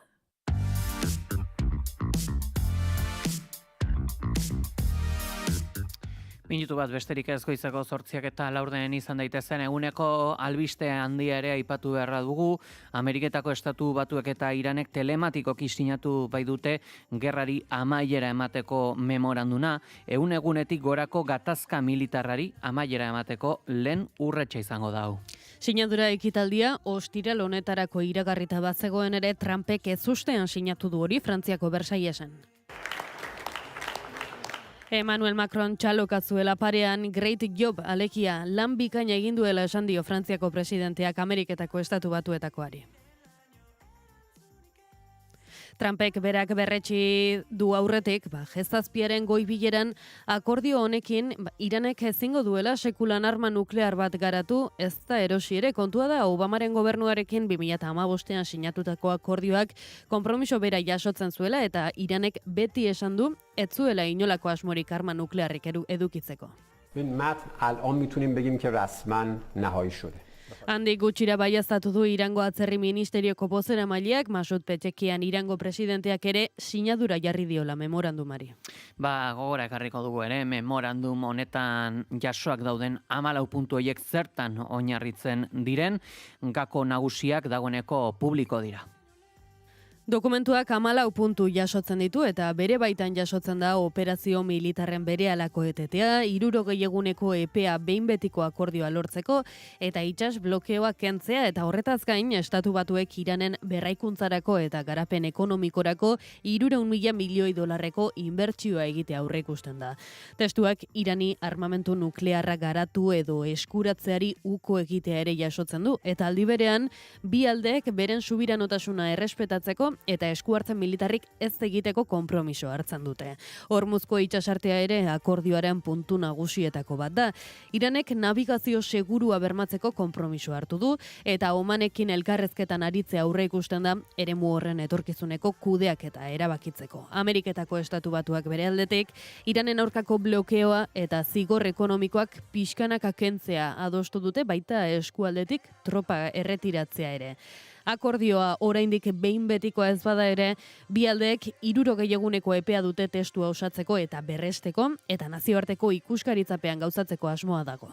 Beraz, esango dugu Iran eta Ameriketako Estatu Batuen arteko memoranduma ahula dela, oraingoz behintzat, eta hori bera ere badela, Trumpen jarreraren adibide. Hain zuzen, Iran mehatxatu du, dokumentua sinatu aurretik eta Israeli bere genozidioan aurrera egiten jarritzeko almena eman dio. 2 hilabeteko negoziazio saiakera dute orain, Iranek eta Ameriketako Estatu Batuek, testuinguru honetan Israel edozein bake akordio zartatzen saiatuko da, han eta hemen eraso berria gauzatuz, eta Trumpek Teherani dagoeneko mehatxatu dio, ez dela azken akordioa hau, eta berari zerbait ez baldin bat zaio gustatzen, gupidari gabe bombardatuko dituela. If I don't like it, if they don't behave, we'll go right back to dropping bombs right smack in the middle of their head. Okay? Because they've misbehaved for 47 years. Orain arte Iranekin lortutako akordioro betetzen ez duenak Israel eta Ameriketako Estatu Batuak izan dira, esan dute sionistek Libanoren aurkako erasoetan ez dela etenik izango eta Trumpek momentuz ez dio honi garrantzirik eman, Israelek bere burua babesteko eskubidea duela esanaz. Irango armadak berriz Libano hegoaldeko operazio militarren jarraitzen baldin badute, erantzun egingo dutela ziurtatu dute, azken 48 orduetan suetena 94 alditan hautsi dela esan du Libanoko gobernuak Israelekin elkarrizketan den bitartean Teheran eta Washingtonen arteko negoziaketetatik aparte nahi du Josep Aoun Libanoko presidenteak eta Hizbulako buru Naim Qasemek ordea negoziaketa horren barruan nahi du Libano kontuan hartzea. Informazioaren aria.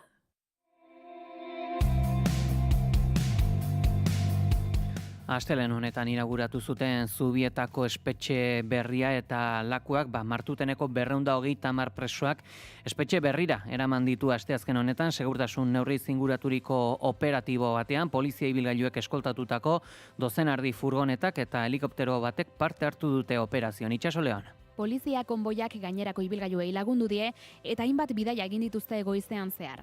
Lakuako segurtasun saileko iturriek eferi adierazi diotenez, preso batzuk asteartean eraman zituzten kartzela berrira, baina gehienak asteazken goizean zehar eraman dituzte. Guztira ertzaintzak 230 preso leku aldatzea zuen aurre ikusita eta 3. graduko egoeran dauden beste 230 pertsona beren kabuz joan dira espetxe berrira. Goizean goiz ekin diote berriro dispositiboari eta segurtasun neurri handiak ezarri dituzte bi espetxeak banatzen dituen eremuan. Helikoptero batek egaldatu du. Goiz honetan gurekin izango dugu Alfonso Gomez Lakuako Justizia Sailburu ordea eta Euskal Autonomia Erkidegoko espetxe ereduari buruzko xehetasunak eskainiko dizkigu goizeko 9 eta 10 aurrera. Esango dugu baita ere duela 10 egun Arkautin egin moduan Euskal Autonomia Erkidegoko lehendakariak Pradalesek elkarrizketa batean ertzaintzari eskatu dio autokontrolaz jokatzeko oraindik gizartean duen balorazio onari eutsun diezaion. Imanol Pradalez ertzaintzari buruz mintzatu da astearte gauean EITBen izandako elkarrezketan orain dela 10 egun Arkautiko Akademian esandakoari jarraituz eta berriki Loiuko aireportuan Gazarako flotillako aktivisten aurka egindako kargak sortutako polemikaren testuinguruan Euskal Autonomia Erkidegoko lehendakariak erantzukizunez jokatzea eskatu dio polizia autonomikoari jarduera batzuetan nolabaiteko autokontrola erakustearren. Ertzaintza guretzat da erakunde oso importantea herri honetan, ertzaintzak zaintzen gaitu, babesten gaitu, eta guk ere babestu eta zaindu behar dugu ertzaintza. Baina horretarako ertzainek ere horren ardura oso garbi eduki behar dute. Historia luzea, ez da esperientzia luzea daukagu herri honetan ikusteaz ertzaintza instrumentalizatu nahi izan dela politikoki eta gizarte mailan. Eta nik uste dut hau ekiditu behar dugula. Udan eta Euskal Herrietako jaietan inolako istilurik ez gertatzea espero du bestetik. Alde horretatik, joan den udan eta aurrekoan jai esparruetan eta txosnetan ertzainak eta udaltzainak seinalatu zituztela esan zuen, eta horregaitik gobernuak jakinaren gainean eta prest egon behar duela bere aburuz. Ildo horretatik, kezka agertu du jarrera eta portaera batzuengatik, eta hor argudio gisa erabili du ezker abertzalearen munduan talde desberdinen artean gertatzen ari den konfrontazioa. Informazioaren aria.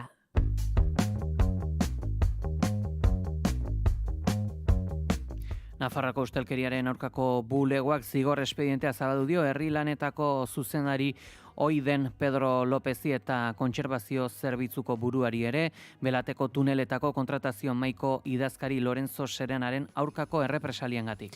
UPNeko parlamentari Juan Luis Sánchez de Muniainek eman du horren berriaren arabera, Serenak Belateko tuneletako lizitazioan izandako ustezko irregulartasunak salatu ostean, bere lanpostutik aldatu eta landabengo bulego batera bidali zuten. Oanaren iritziz, leku aldaketa hori salaketengatik hartutako mendeku neurria izan zen. Espedientea informazio emaileak babesteko eta ustelkeriaren aurka borrokatzeko legean oinarritzen da. Arau haustea oso larritzat jotzen da eta 30.000 eta 300.000 euro arteko isunak ekar ditzake. Bestalde, Oanak ikerketa prozedurak abiatu ditu, Nasu Binsak, Zerbinabar eta Akziona enpresak osatutako aldi baterako enpresa elkarteari esleitutako 2 etxebizitza sustapenen inguruan. Eta bidei dagokienez ere esango dugu, Andoaingo herritarrak eta udal taldea, N1 eta 15 errepideak lotzeko Gipuzkoako Foru Aldundiaren proiektuaren aurka agertu dira elkarretaratze batean.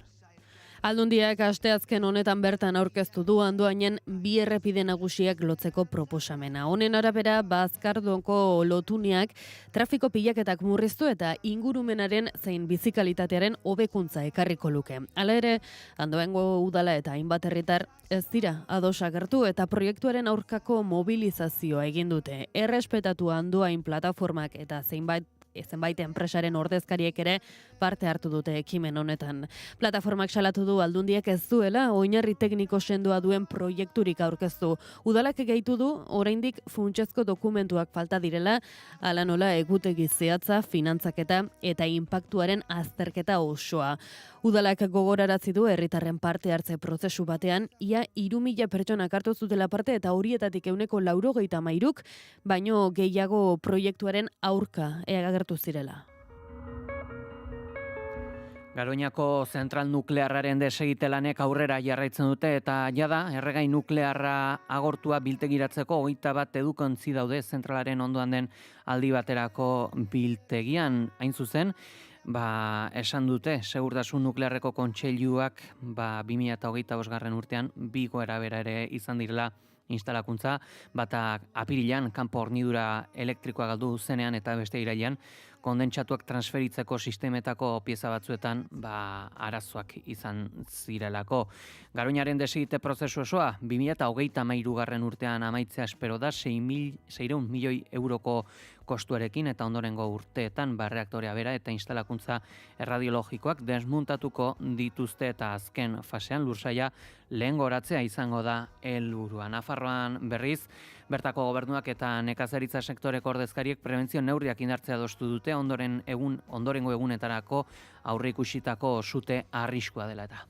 Gobernuko arduradunek, suhiltzaileek, baso zerbitzuak eta UAGNA naiz ukan erakundetako ordezkariek bilera egin dute egoera aztertzeko. Gomendioen artean daude uzta goizeko lehen orduetan egitea, eguneko bero handieneko orduak saiestea, eta basogunen edo herrigunen inguruan arreta berezia jartzea. Bestalde Nafarroako gobernuak jakinarazi du sute arriskua etengabe monitorizatuko duela eta beharrezkoa balitz, neurri osagarriak neurriak hartu ahal izango direla. Haimeten aurre ikuspenen arabera, ostegunetik aurrera sute arrisku oso handia edo muturrekoa izango da Nafarroa osoan. Temperaturak ere gora egingo du datozen egunetan, eta iganderako zenbait tokitan 42 graduraino iritsi daiteke termometroa. Horren aurrean astearte arratsaldetik Infona planaren aurre larrialdiko 0 maila aktibatuta dago Nafarroan. Informazioaren aria.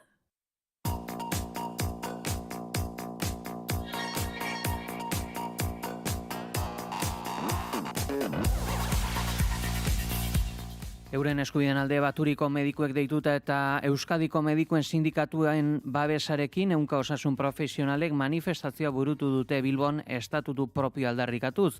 Gaur egun erabateko blokeoan dauden negoziazioek aurrera eginezean, irailetik aurrerako greba mugagabea ere jarri dute mahai gainean. Astearte honetan Gasteizen egin bezala, 100 medikuk elkarretaratzea egin dute goizeko 11 baino lehenagotik Jesusen bihotzean bertatik, manifestazio handi bat abiatu da Bilboko kale nagusitik plaza Eliktikora, eta Errekalde Zumarkaletik jarraitu du Bizkaia plazan amaitzeko Lakuako gobernuaren osasun ordezkaritzatik metro gutxira. Aldez aurretik, manifestari batzuk bata zuriak odolez zikinduta zeramazatela geldirik egon dira asfaltoaren gainean. Ez dugu merezi eguneko 50 pazientea izatea zioen liburusken artean, horrela Osakidetza heriotzaz zaurituta dagoela irudikatzeko. Hala azaldu du Sara Lizeaga Donostiako ospitaleko traumatologoak EITBren mikrofonoetan.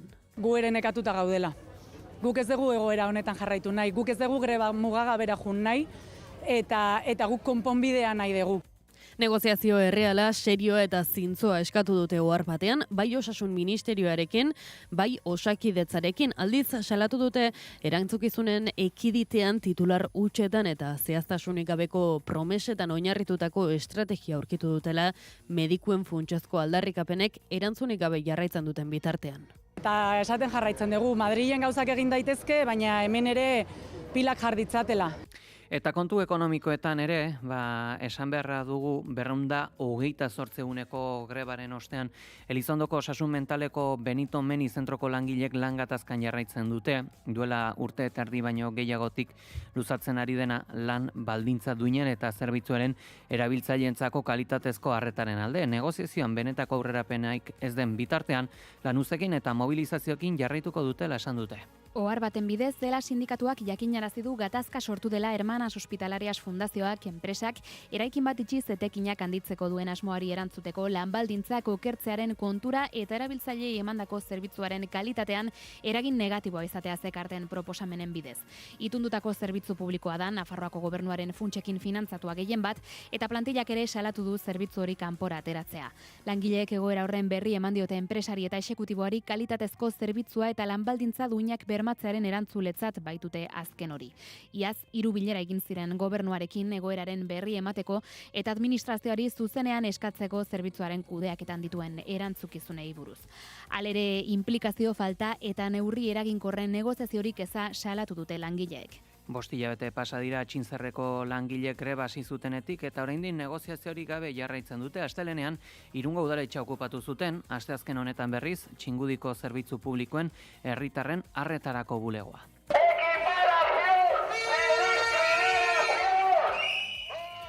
Eteren ondoren ez da mugimendurik izan eta protesta zuzenera jo dute langileek borondate falta nabaria eta arduragabekeria salatu dute zuzendaritzak azken erabakietan zer den gaixotasun larria eta zerrez erabaki du legez kanpoko proposamena langileen esanetan. Greba hasi zutenetik eskaera argia izan dute Txintzerreko langileek udal langileen lan baldintzakin ekiparatzea. Eta aipatuko dugu ere Pirinioetako abeltzainek kezka agertu dutela eskualdean hartzaren presentzia gero eta handiagoa delako. Hene Nafarroaren inguran bildutako hartzaiek esan dute hartzaren edapena eta abeltzaintza estentzioa ezin direla bateragarriak izan. Azken aste honetan ezkarotzen hartz gazte bat errepidean korrika ikusi ostean alarma areagotu egin dela azaldu dute. Haien esanetan Pirinioetan dagoeneko 120 hartz artean daude eta populazioaren hazkundeak animaliek gero eta lurralde zabalagoa behar izateak harriko du. Abeltzainen arabera bi etorkizun posible daude eskualderentzat. Turismoan oinarritutako Pirinioa, Artza eski estazioak eta landa turismoa ardatz dituena, ala urte osoan herrietan bizi diren eta beltzaintzari eusten dioten biztanleak izango dituen Pirinioa. Era berean, gogora ekarri duten Nafarroan ardia ziendaren kopurua ia erdira murriztu dela azken 20 urteetan.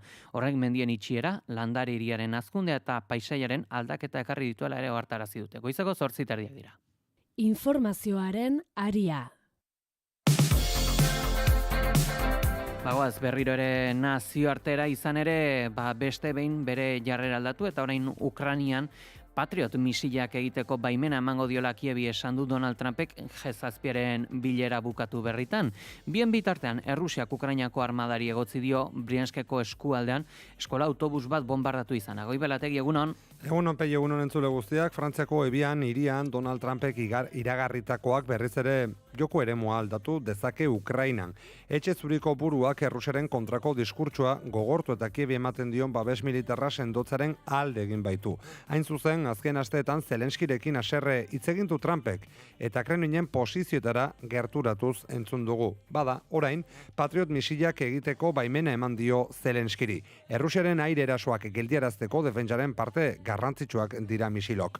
Frontean, higadura handia dago eta neurri honekin epe ertainean misilien hornikuntza bermatzeko asmoa du estatu batuak. I spoke with President Putin, I spoke with President Zelensky, and he was there, and President Putin I spoke over the phone with, and something's going to happen. They're losing a lot of people, a lot of soldiers, losing soldiers. Ala Moskuri eta Europako aliatuei gerra honetan lidergoa berresteko asmoa du Trumpek. Patriot misilek ez baitute soilik arlo militarra laguntzen baizik eta arlo industriala eta baita politikoa ere. Emmanuel Macron Frantziako presidentearentzat G7 arrakasta utzi izan da batez ere Trumpen Ukrainarekiko jarreragatik. Que tout le monde a constaté que l'Ukraine résistait beaucoup mieux que certains ne pouvaient le penser, et que la Russie était dans une situation difficile, et que tous... Bien bitartean, gerra parteari dagokionez, Errusiak barkatu Briansken Ukrainarekin mugan eskolarako bidean zen Bielorrusiarrez betetako autobus bat bombardatu du Ukrainako armadak. Hildako bat eta 6 zauritu eragin ditu honek. Errusiak ekintza terrorista izan dela eta Ukrainari zibilak erasotzea leporatu dio. Eta ipatuko dugu ere Jair Bolsonaroren semea kondenatu dutela Brasileña eta Lulak ukatu du justizian esku hartzea izan duenik. Bai, presidente ultra eskuindar oiaren semea, Eduardo Bolsonaro, zigortu du Brasilgo auzitegi gorenak 4 urte eta 2 hilabeteko espetxe zigorra zehazki. Justizia mehatxatzea egotzi diote, estatu batuei honek eskatu ondoren, Brasilgo epaile batzuen kontra zigorrak onartu ditzan. Bere aitaren kontrako epai judizialak baldintzatzeko ekintzak egin izan egotzi diote Eduardo Bolsonarori. 2025ean estatu kolpe saiakera egotzita 27 urteko espetxe zigorra ezarri zitzaion Jair Bolsonarori. Presio horren ondorioz Washingtonek zenbait epaileren kontra isunak, mugazergak eta Brasilgo justizia sistemari eraso zuzena egin zion. Momentu honetan hauteskunde presidentzialen bigarren itzulian daude Flavio Bolsonaro, Jairren beste semea, eta Lula da Silva bera. Azken honek Brasilgo presidenteak herriaren subirautza eta atzerriko agenten esku hartzea salatu ditu. Izan ere Trumpek iradoki du aipatu sententziak bulkada politikoak dituela. Guzti hauekin geldituko gara, eskerrik asko hori. Gero arte.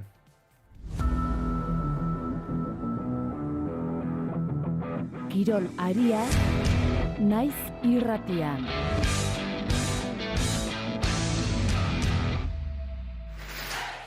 Kirol kontuetan berriz, aipatuko dugu Paolo Galbiati Saski Baskoniako entrenatzaileak Gasteizen jarraituko du helduden denboraldian klubean egin duen lanak eta kopako garaipenak eragindako balorazio positiboaren ostean. Oinatzaizpuru, egunon? Egunon pelera entzule guztia. Bai, Felix Fernandez entrenatzaileak azaldu duenez, denboraldia positibo eta ziragargarria izan da, naiz eta Euroligako hasiera txarra eta ACBko playoffetan lehenengo kanporaketan aurreratua izan. Alare kopako titulua eta taldeak erakutsitako bekuntza izan dira, Galbiatiren jarraipena bermatu duten arrazoi nagusiak. Entrenatzaile italiarrak beste urte bateko kontratu beteko du eta klubaren pasioa eta energia nabarmendu ditu. Jokalarien aroak ere, arloak ere jarraipena izango ditu eta mugimenduak egongo dira. Mateo Españolo eta Stefan Josmix taldean jarraituko dute eta Kobe Simonsen jarraipenera ez da baztertzen. Kontratuarekin jarraitzen dute alaber, Tadas Sedekircicek, Khalifa Diopek eta Rodion Kurux jokalariak aldiz, Trent Forrest eta Eugen Omoruri eta Gitis Rasebiziusen irtera baieztatu dira. Klubak aitortu du lesioek baldintzatu dutela denboraldia, baina kopako garaipenak taldearen susperraldia eta konfidantza markatu dutela azpimarratu dute. Hori beraz, esan bezala saskibaloiari dagokion albisterik nagusiena, aldiz bestelako arloetan Gernika Bizkaiak ere nabarmendu du Endesa emakumeen ligan jarraituko duela datorren denboraldia, naiz eta Lointe babesle nagusien laguntza amaitu duen. Klubak esan du azken asteetan lanean aritu dela taldea maila gorenean mantentzeko beharrezko formulak bilatzen eta lortu dutela datorren urterako begira. Oraindik talderen izen komertziala ez du zehaztu, babesle berriak aurkitu dituela hori bai esan dute. Eta azkenik Suitzako turra aipatu behar, Suitzako turra hasi baita eta Tadej Pogačar esloveniarrak erakustaldia egin du lehen etapa, bakarka ihes eginda eta sailkapen orokorra ia erabat baldintzatuta utzi du. 70 kilometro baino gehiago egin ditu bakarrik eta helmugan 2 minutu eta 13 segundoko alde atera dio bigarrenari Richard Carapazi. 3. postuan Andrea Baioli italiarra sailkatu da. Esloveniarra dagoneko 10 garaipen lortu ditu azken 12 egunetan eta turrera beste sasoi bikaina erakutsi du. Emakumezkatan Femke de Vries neerlandarrakitzar irabazi du, Lauren Dixon britainiarrekin batera ihes eginda eta sprintean nagusituta. Gauziarekin aldituko gara, eskerrik asko Oñat. Bai, gero arte.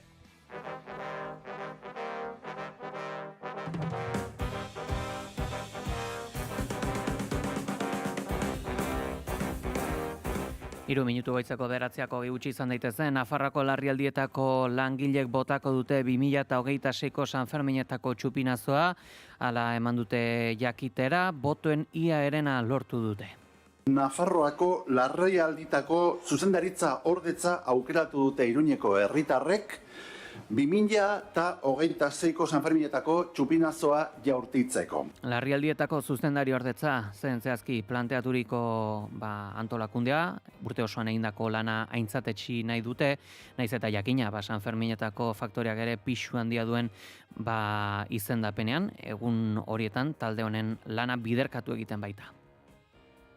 Zorionak, benetan, beraz, Sanferminetan eta Sanferminetatik kanpo hiriarentzat hain beharrezkoa den zerbitzu honetan parte hartzen duzuen guztioi. Oso gertu gelditu da baita ere, gainontzeko hautagaien artean zen indarkeria sexistaren aurkako emakumeen plataforma eta gainontzeko hautagaiak ere izan dira Nafarroko Pilota Federazioa, Nafarroko ikerketa, garapen eta berrikuntza sistemako emakume ikertzaileak, ala Santiago de la Chantrea abesbatza urrenkera honetan, Sanferminetako mailan boto gehien jaso dituzten aukerak izan dira hauek. Eta noski, Sanferminetarako musika ere ezinbestekoa da, eta musikaren bueltan, azken egunotan, ez da pizten dabil, Euskal Herriko 125 musikari talde eta kultur eragilek, denok gara kultura izeneko adierazpena sinatu dute, diru publikoen banaketan, gardentasuna eta aukera berdintasuna eskatzeko. Sinatzaileen artean daude besteak beste, Izaro, Anari, Neomak, Lixabo, Sociedad Alkolika, Idoia Zurmendi eta Olaia Intziarte. Musikariak kritikatu egin dute diru laguntzak gardentasun nahikorik gabe prozeduren bidez banatzea, eta ohartarazi dute horrek ez duela aukera berdintasuna bermatzen. Adierazpena azken asteetan piztutako eztabaidaren testu inguruan iritsi da. Fermi Muguruzak esaterako zalantzan jarri zuen Eusko Jaurlaritzak musika proiektu bati zuzenean emandako 300.000 euroko laguntza. Beste programa batzuetan diru kopuru askoz txikiagoak talde ugariren artean banatzen diren bitartean. Denok gara kultura ekimenaren sustatzaileek nabarmendu dute diru publikoa gardentasunez irizpide profesionalekin eta ekitatez banatu behar dela kultur sektore osoaren mesedetan. Eta Txikipediak 8 eta 12 urte bitartekoentzat sorturiko euskarazko entziklopedia libre eta kolaboratiboak 10.000 artikulutik gora argitaratu ditu. Julene Goiburu, egunon. Egunon. Gainditutako langa ospatzeko asmoz, berrikuntza nabarmenak egin dituzte. Era berean, erabiltzailearen esperientzia hobetu eta edukien antolaketa indartuko dutenak. Berrikuntzetako bat, azalaren berritzea da. Azal berri honek eduki dinamikoi protagonismo handiagoa ematen die. Gainera, Euskal Herriko historia 100 objektutan atalak garrantzia handiagoa izango duela azpimarratu dute. Bestalde, atari tematikoak sortu dituzte. Eskolarako erabilgarriak izango diren gaia jorratu dituzte, hala nola, astronomia, bizia, Euskal Herria eta historia. Eskerrik asko.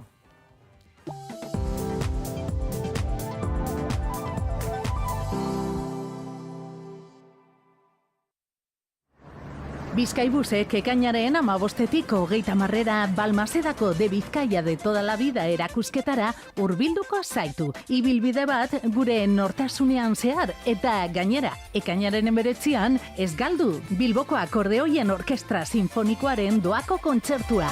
Claret Teatroan lekuak bete arte. Bizkaibusek jendea mugitzen dau. Bizkaibusek Bizkaia mugitzen dau. 3 egun, 3 leku, hilabete jakingura erdigunean jartzeko. Jakingura jaialdia. Badator jakinmina pizteko eta gure begirada eraldatzeko jaialdia Kutxa Fundazioaren eskutik. Ekainak 5 Beasain, ekainak 12 Bergara, ekainak 19 Donostia. Kutxafundazioa.eus. Begiratzea ez da nahikoa. Galderak egiteko unea iritsi da. Euskotrenek jakinarazten du. Zure kontzertu gogokoenez gozatzeko Euskotren duzu. Tren zerbitzu bereziak Salmamesen ospatuko diren Zetaken Mito Aroa 3 kontzertuak direlata. Ordutegi guztiak webgunean edo aplikazioan. Euskadi ondo mugitzen da. Euskotren. Eusko Jaurlaritza. Euskadi berria. Mundu apatxadaz, ulertu nahi baduzu, zabalik duzu euskarazko leiho bat. Gaur 8. Gertatzen denari eta gertatuko denari begiratzeko pausaleku bat. Erreportaje eta elkarrizketa sakonak eta askotariko iritziak, kritikoak, eraldatzaileak eta zorrotzak. Deskubritu gure harribitxiak. Larun batero gararekin eta noiz nahi, naiz.eusen. Gaur 8. 1000 leiho zabalik. Arratsaleko 8ak puntuan ditugu informazioaren ariaren 3. edizioan zaude. Arratsaldeon naizola. Arratsaldeon entzule, ongi etorri naiz irratira. Ongi etorri entzule informazioaren ariaren 3. edizioan zaude amarratuta.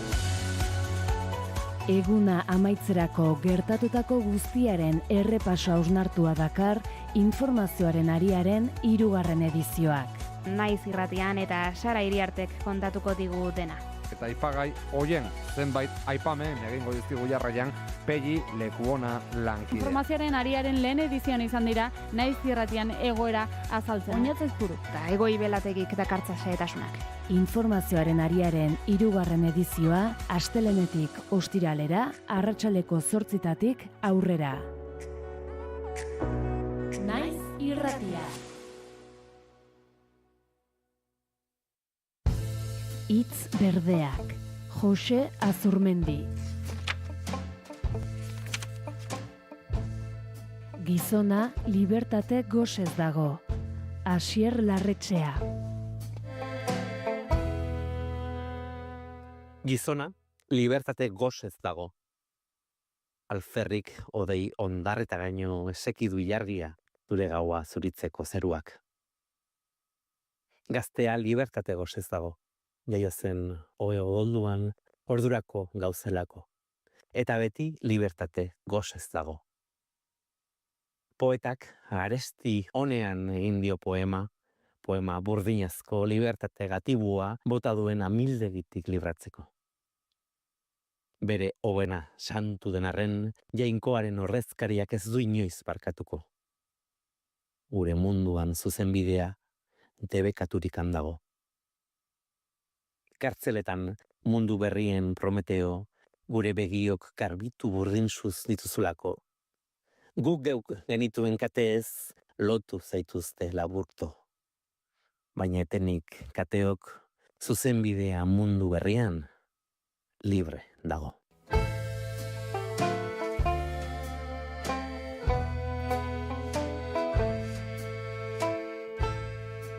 Susa argitaletxeak Jose Azurmendiren heriotzaren ostean argitaratutako Hitz berdeak audio liburutik.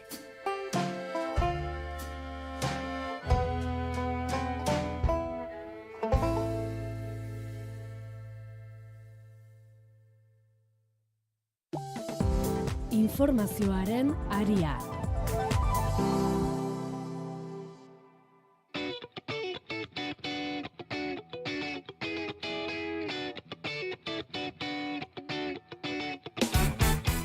Goizeko 9:00 laurden gutxi heldu zaigu analisi mailaren tenorea goiz honetan ere, eta gaurkoan kazetarien txanda izango da, naiz eta garako kazetariek dauzkagu gurekin, Ariane Kamio eta Iraio Oiartzabal, egunon.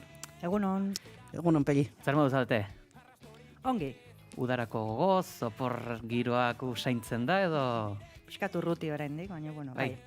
Iritsiko dira biek ere. Hori da, eta horren atariko, noizean behin, lantzean behin ere ematen ditugun albisteak. Nafarroako larrialdietako langilek botako, bai dute 2026ko Sanferminetako txupinazoa. Asteazken honetan jakitera eman dutenez, botoen ia erena lortu dute, galdeketan parte hartu duen 132. Nafarroako larrialditako zuzendaritza ordetza aukeratu dute Iruñeko herritarrek 2026ko Sanferminetako txupinazoa jaurtitzeko. Larrialdietako zuzendari ordetzatzen zehazki planteatutako erakundea, horrela urte osoan egindako lana itzatetsi nahi diote, naiz eta jakina Sanferminetako faktoreak pisu handia duen sarian, egun horietan talde horren lana biderkatu egiten baita. Zorionak, benetan, beraz, Sanferminetan eta Sanferminetatik kanpo hiriarentzat hain beharrezkoa den zerbitzu honetan parte hartzen duzuen guztioi. Erabakia 16 urtetik gorakoen herri bozketan hartu dute, EH Bilduk zuzentzen duenetik udalak ezarritako ildoari jarraituz. Lehen hainbat hamarkadatan zehar, almen hori zinegotzien esku geratzen zen, ia erabat eta gainera, ezker abertzalearen aurkako bazterketa praktikekin. Oraingo honetan hautagaiak Nafarroako Pilota Federazioa, indarkeria sexistaren aurkako emakumen plataforma, Nafarroako larrialdioetako zuzendari ordetza, Nafarroako I+G+B sistemako emakume ikertzaileak eta Santiago de la Chantrea abesbatzat ziren. Hurrenketa horretan, Sanferminetako mailan boto gehien jaso zituztenak izan ziren. Itxaso Sexmilo ambulantzietako medikoa da, eta injustu, berak ere, egindako lanagatik errekonozimendua jaso duen pertsona horietako bat, egunon? Egunon. Nola jaso duzu albistea, lan zentroan eragina izan du honek? Bai, oso pozik jarri gara, urduri ere, eta batez ere oso pozik jarri gara. Horre, jakina zen, zuen hautagaitza aukeretako bat bazela, txupinazoa botatzeko, espero zenuten halako babesa jasoko zenutenik? Bueno, espero, irabazteko bezen besteko, horren beste ez genuen espero egia esan. Baina beste kolektiboak ere oso garrantzitsuak direlako, eta azkenean gu oso zerbitzu zabala gara, eta jende asko, eta babesa jaso dugu, eta asko eskertzen dugu. Aurten gainera, ondorioz izendapenaren ostean, ezoikoago edo izango dira aurtengo Sanferminak. Nolakoa izatea espero duzu horre lanaren uztarketa eta jaiaren protagonista izatea ere bai? Bueno, nik lanaren aldetik espero dut Sanfermin hauek betikoak bezalakoak izatea, bakoitzak bere lan eginen du, urtero bezala pozik eta alden hobekien, eta esker honez hori bai. Nolako izaten da? Sanferminetan izaten duzuen antolaketa, zenbat lagun mobilizatzen zarete eta nola zaudete antolatuak? Gure zerbitzua berez oso zabala da, hainbat lan desberdin betetzen ditugu, alde batetik badaukagu ospitalez kanpoko larrialdi zentroak, San Martin, Bustintxurita eta Faian, eta hor San Martinen goizetan kanpotik datorren jende hartatzeko zentroa irekitzen dela. Gero, ambulantzietan ere badia eta gurutze gorriko edo kolaborazioak ere egoten dira, entzierroak ere betetzen ditugu, gero, 112 koordinazioa batez ere goizetan errefortzu txiki bat izaten dugu entzierroen ordurako, oso momentu komplikatua izan daitekelako, eta gutxi gora bera holaxe. Orain izendapena jasota, herritarrei zemezu helaraziko zenioke? Bueno, mila esker, batez ere, eta, bueno, oso ongi pasa dezatela, urtero bezala, gauza arriskutsurik egin gabe, eta, oso ongi pasa dezatela. Guzti hauekin geldituko era, itxaso 6000 ambulantzietako medikua eskerrik asko, goiz honetan gurean izateatik. Bale, zuei. Zuekin ere partekatuko dugu akaso izendapena eta postasun hau, zer iruditu zaizue bozketa, hautaketa, ze impresio eragin dizue? Bueno, nik uste oro harrez, batez ere iruindarrek, eta Nafarrek pozez hartzen dutela edozein izendapen, ez? Kasu honetan batez ere kontutan edukita prozedura bera, ez? Herritarrei zabaldu zaien hautaketa badela, eta horrek ere ilusio berezia sortzen duelako jaiei begira, jakinda gainera Nafarrek nola bizi duten San Ferminetako, ez? Prebia horiek eta gero aste oso hori, ez? Eta gero nik uste emergentzietako langileak izate horrek ere badaukala bere esan nahia, San Ferminetan ere, eta hortikan aparte, baina hor ere beraiek badutelako uste dut karga desente eta ez ere egin desente eta badalako aitortza bat ere ez, beraien aldetik, beraientzako. Bai, irearen hildo berdinetik, uste dut gakoetako bat badela ere herriari erabakimen hori ematea eta bere esku uztea erabakitzen norke botako duen txupina. Eta gero iruditzen zaitera agerian geratzen dela iruindarren eskuzabaltasuna, ez? Eta nola baloratzen duten hain maiteak dituzten San Fermin horietan zenbaterainokoa den atzeko lan hori, ez? Ikusten ez den atzeko lan hori eta zalantzari gabe larrialdietako zerbitzuko kideak momentu garrantzitsuenetan eta komplikatuenetan ere hor daude, ze entzierroak edo txupinazoa bera badira alde horretatik momentu delikatu batzuk festetan eta uste dut atzeko lan horri iruindarrek haien eskerrona dirazta txupinazoa botatzearekin larrialdietako zerbitzuk identzat badela postasun arrazoi handi bat, ez? Edo ilusia pizteko arrazoi handi bat behintzat. Aurreratu duzue, nolakoa den, herritarrei dagokion hautaketa bat izan dela, parte hartze sistema bat badela hau, ez da soilikan Iruñeko kasua, bestelako herrietan ere egiten dira antzeko hautaketak, edota kontzertua norrek eman behar duen proposatzeko horre deialdi zabalak ere egiten dira. Ez dakit, esango zenukete, gaur egun hitz egiten da, politikari dagokionez parte hartzeari buruz, baina noski, hemen dena politikoa da, beraz jaietan ere aplikatzen den kontua dela ere ikusten duzu, zuek nabaritu duzu, garapen bat edo zuen inguruan ere? Nik uste dut, oro harrez, jaien inguruan badagoela hor filosofia bat eta gainera hala behar du, zenbait eta herrikoiagoak izan, zenbat eta beratxagoak izango dira eta berazgarriagoak ere izango dira herritarrentzako, ez? Eta, nik uste dut kasua kasu, egongo dira egoera desberdinak, baina, Euskal Herrian badagoela pixka bat filosofia hori, edo oinarri horri, festa herrikoien aldeko lanketa handia egin izan delako, ez? Eta kasu konkretu honetan, San Ferminetaz hitz egiten ari garela, eta, eraman daitek ere, Bilboko aste nagusira, igual, festa handiago horietara uste dut bere biziko garrantzia hartzen dutela, askotan azpimarratzen delako, San Ferminetan edo beste festa batzuetan egon den bilakaera, edo degradazioa, edo nola bihurtu den kanpotarrentzako festa bat, edo masifikazio hori nola ematen den, eta uste dut zentzu horretan horrexegatik ere daukalako garrantzia berezia, herritarrek eta bertakoek festa horiek nolabait aurrera eramateko eta festa horiei betiko izaera herrikoi hori eta esentzia hori mantendu dezaten, egiten den lan hori eta parte hartze hori zaindu behar dela, eta hori harribitxi badela eta urteetan aurrera joan ahala, urratsak ematen jarraitu behar dela.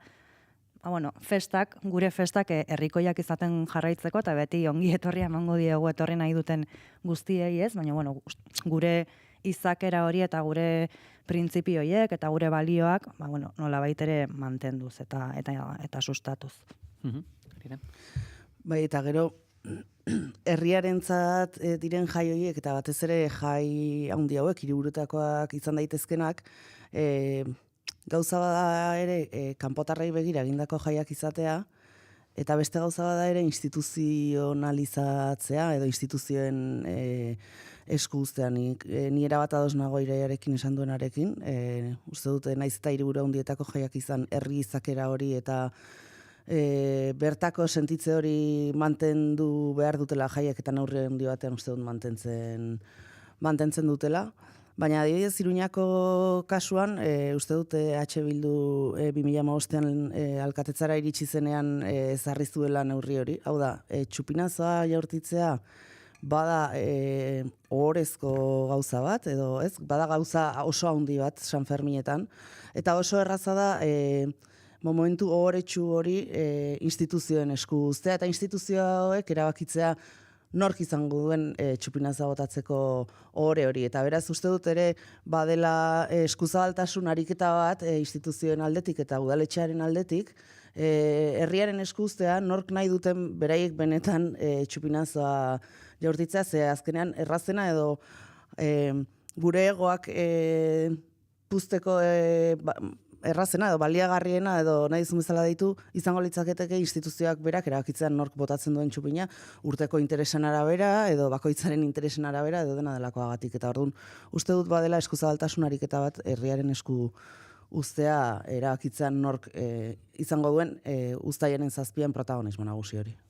Horre kontatuko dizuete anekdota txiki bat, UPN-ko Kristina Ibarrola udaleko alkatetzan izan zen azkeneko urtean, zehazki 2023 urtean horre aipatzen zenuten instituzioen rol hori, horre ez ustean, gertatzen dena da, lehenbiziko txupinazoa bota ostean, beste txupin batzuk botatzen dituzela zinegotziek, eta hor UPN-ekoek norreta sartu zuten Juan Jose Padilla toreroa, hori ere gertatu zen, eta anekdota hau kontatzen dut, noski, zezenak ere aipatu behar ditugulako besta hauen bueltan hor eztabaida badago, eta hori ukaezina da. Urteroko galdera klasikoa izaten da, zer gertatuko da zezenekin, etorkizuna zein izango da, bideragarritasuna dute zezenketek, bideragarritasuna dauka entzierroak, aipatzen da bai, herriaren erabaki izango da, baina ez da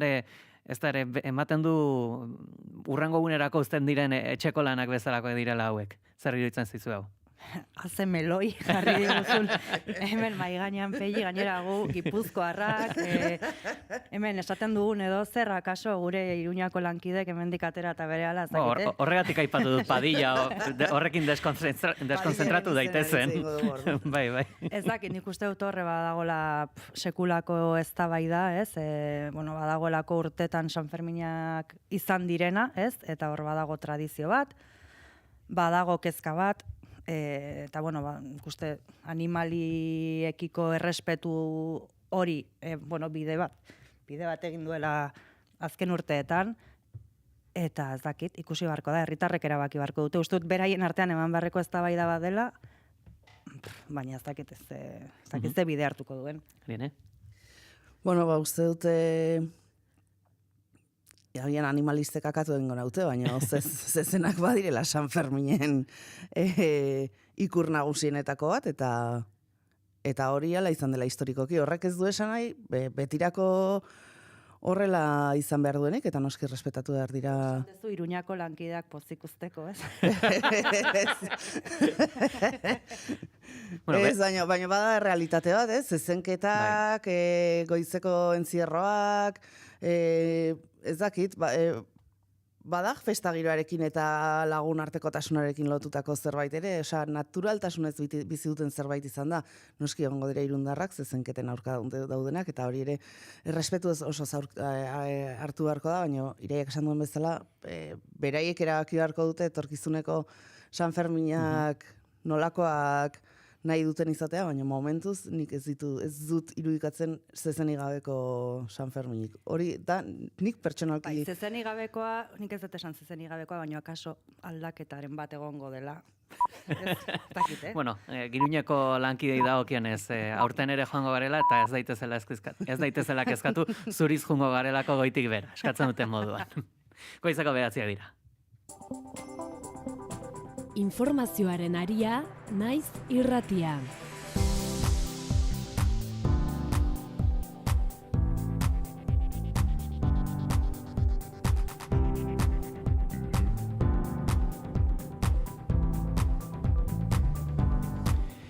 Eta azken ardukoei dagokienez esango dugu Nafarroko gobernuak eta nekazaritza sektoreko ordezkariek prebentzio neurriak indartzea adostu dute ondorengo egunetarako aurreikusi baiden sute arrisku handiaren aurrean. Zaloa Badila, egunon? Egunon, Peia eta egunon entzuleok, gobernuko arduradunek suhiltzaileek baso zerbitzuek eta uakna enen aizukan erakundetako urdazkariek bilera egin dute egoera zertzeko. Gomendioen artean daude uzta goizeko lehen orduetan egitea, eguneko bero handienetako orduak saiestea eta basogunen edo herrigunen inguruan arreta berezia jartzea. Nafarroko gobernuak jakinarazi du sute arriskua etengabe monitorizatuko duela eta beharrezkoa balitz, neurri osagarriak ere hartu ahal izango direla. Haimeten aurre ikuspenen arabera gogoratuko dugu gaurtik aurrera sute arriskua oso handia edo muturrekoa izango dela Nafarroa osoan. Temperaturak ere gora egingo du datozen egunetan eta iganderako zenbait tokitan 42 graduraino iritsi daitezke termometroak. Horren aurrean astearte arratsalde honetatik Infona planaren aurre larrialdiko 0 maila aktibatuta dago Nafarroan. Eta gunaren ondik norakoak ere aipatuko ditugu. Itxaso Leon, egunon?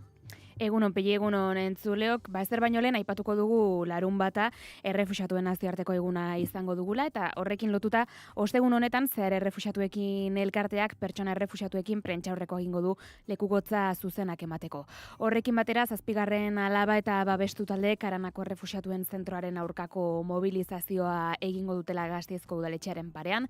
Nafarroako parlamentuan gaur ikerketa batzordearen ondorioak onartzea dago aurre ikusita, Iruñan sarek agerraldia egingo du San Ferminetako mobilizazioak aurkezteko, Gipuzkoako hainbat herritako alkateek deialdia egingo dute gaur uztailaren 19an gogoratuko diren 2 urteurren direlata, batetik foruen abolizioaren 150. urteurrena, bestetik Bergarako alkateen mugimenduaren 50. EHUk urteko batzarra egingo du eta elak txosten aurkeztuko du hain zuzen Euskal Unibertsitate sistemaren inguruan. Ekonomia gaietan EHUren udako ikastaroetako bat jarraituko dugu, adimen artifiziala eta kontsumoari buruzkoa, Mikel Jauregi Lakuako Industria Trantsizio Energetiko eta Jasangarritasun sailburuak eta Amaia Barredo Elikadura nekazaritza garapen eta arrantza sailburuak kazetariekin gosaria egingo dute jarduera ekonomiko jasangarrirako simplifikazio neurrien legearen edukiak azaltzeko. Eta gainera, egoitzetako langileek batzar nagusietan agerraldia egingo dute gaur. Kulturan azken arroki jaialdiak lehen eguna du gaurkoa, Glenda Leonek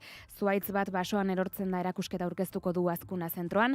Jarun Faroki efektua erakusketa ere aurkeztuko dute bestalde Kubo Kutxan eta baita Euskadiko Orkestraren 26-27 denboraldiare Victoria Eugenian. Lakubanaren Lakuizin Demakustin antzezlana estreinatuko dute Gaiarra antzokian, gainerako hiriburuetatik ere pasako dena. Atlantikaldiaren lehen izenak iragarriko dira Lekuona fabrikan, ikuskizun eta ekitaldietako sektoreko teknikariek beste 3 greba egun iragarriko dituzte prentsaurrean Euskalduna Jauregian eta maitzeko Lourdes Iriondoren Laminak Ipui kantuaren bertsio berria eta bideoklipa ere aurkeztuko dira ostegun honetan Senperena eta Ituñoren eskutik. Ados, eguerditik aurrera, xetasun gehiago, eskerrik asko. Bai, gero arte. Eguraldia eta trafikoa naiz irratian. Errepideok enez badan amarmentzeko jazoraren bat? Bidelanak teirela eta 2 kilometrotako autopilaketak daude Enes 622 errepidean 8. kilometroan zigoitean Gasteizko norantzan. Esango dugu ere, Nafarroan holtza zendeako sutea guztiz itzalitzat jo dutela, 2 eguneko sutea izan da hau astelenean egonkortutzat eman zuten, baina orain goizean guztiz bukatutzat eman dute, behin-behinean herriko 1800 biztanleak euren etxetatik kanpo egon dira, baina orain ondorengo ordu eta egunetan euren bizitza lehengoratu eta etxera bueltatzeko aukera izango dute, baina hori bai, adibili, egunotako berotzarra dela eta goiz honetan dagoeneko 24 gradutara heldu gara, Donibane Garazin 23 gradu, Maule ala Bilbon 22 gradu Gasteiz eta Iruñean, ala Baionan 21 gradu Donostian une honetan eguraldiaren xehetasun guztiak Ikerri Barluzeak. Giro eguzkitsua eta bero zakarra izango dira izpide ostegun honetan. Goizean Kantauriar isurialdean, baina bereziki kostaldean berriz ere hodei basure bat edo beste agertuko da, baina nahiko azkar jasoko du. Ondoren lurralde osoan tarteka erdi mailako hodeiren bat, ostarte zabalekin tartekatuko da eta giro eguzkitsua izango da. Arratsaldeko lehen orduak antzekoak izango dira, baina arratsalde erditik aurrera berriz ere bero hodeiak garatzen hasiko dira lurraldearen hegoaldetik barna. Eta azken orduetan han hemenka ekaitz isolaturen bat edo beste izango da, bereziki lurraldearen hego mendebaldean, hau da Araban eta baita Bizkaia mendebaldean ere, eta bestetik Ipar Euskal Herrian, hau da gehien bat Baxe Nafarroan eta Siberuan. Gainantzeko lekuetan zaila izango da ekaitzak lertzea, naiz eta ez den baztertu behar han hemenka ekaitz isolaturen bat izatea. Haizeak goizean hego-ekialdetik joko du, arratsaldean ipar mendebaldeko haizea nagusituko da eta lurralde osora zabalduko da. Temperatura minimoek antzeko jarraituko dute edo egitekotan ere zertxoa gora egingo dute, 16 eta 23 gradu bitartean dituz, maksimoek gora egingo dute eta nabarmen xamarrak gainera bereziki ipar partean, bertan 27 eta 37 gradu bitartean errendituko dira maksimoak eta hego isurian 33 eta 18 gradu bitartean, temperatura maksimoetan freskonak kostalda baina bereziki Bizkaian emango dira, altuenak aldiz Erriberan. Informazioaren aria. Burdindegi honek igerilekuak mantentzeko beharrezko guztia dauka, baita proposamen ikonenak ere barbakoa erdoilgaitzetan. Alkain Hondarribia eta Alkain Astigarraga. Erantzunik profesionalena, lorategiko ekipamenduetan, hidrogarbigailuetan, kanpoko argiztapenean. Bai, Alkainen! Ongi informatuta egotea gustatzen zaion pertsona zara. Badakigu, naiz dela zure referentziazko edabidea, konfiantza ematen dizuna. Pozak, emozioak, haserreak eta ametsak konpartitzen ditugulako. Udan, zoazen lekura zoazela, mantendu Euskal Herrian gertatzen denarekiko lotura naizekin. Egin isale arpidetza orain eta kabinako maleta edo mendiko motxila bat jasoko duzu opari. Konpainia ona eta zintzoa izango gara, egunero bezala. Kontsultatu baldintzak naiz.eusen.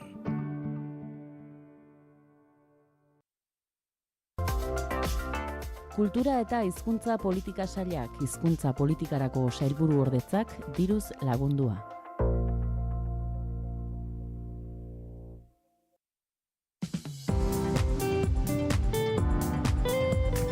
Informazioaren aria.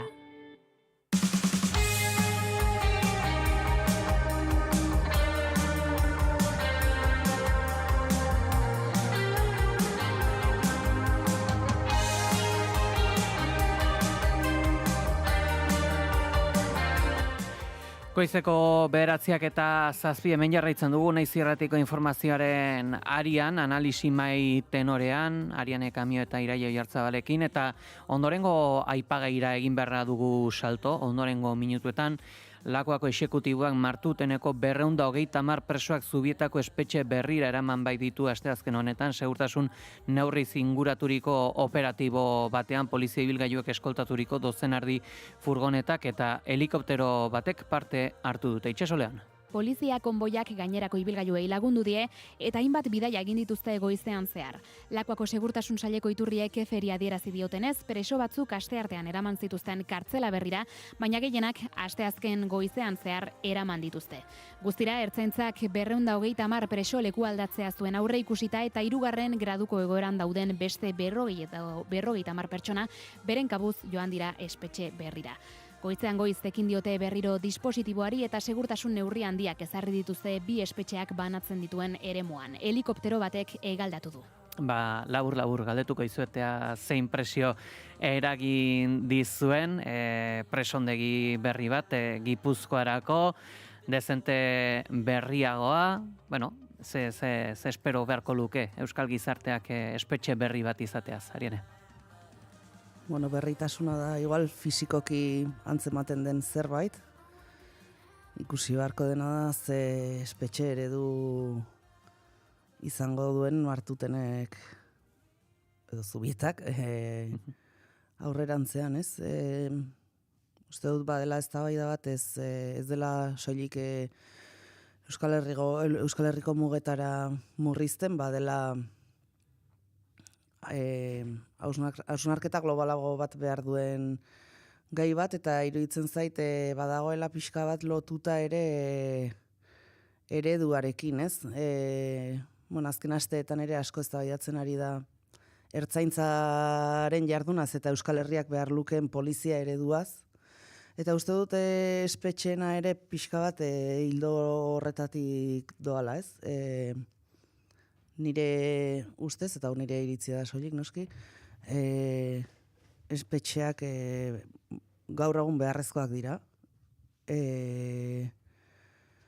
Neurri handi batean gauza asko soluzionatzen dituztelako, baina ez dut uste mesedegarriak direnik, eta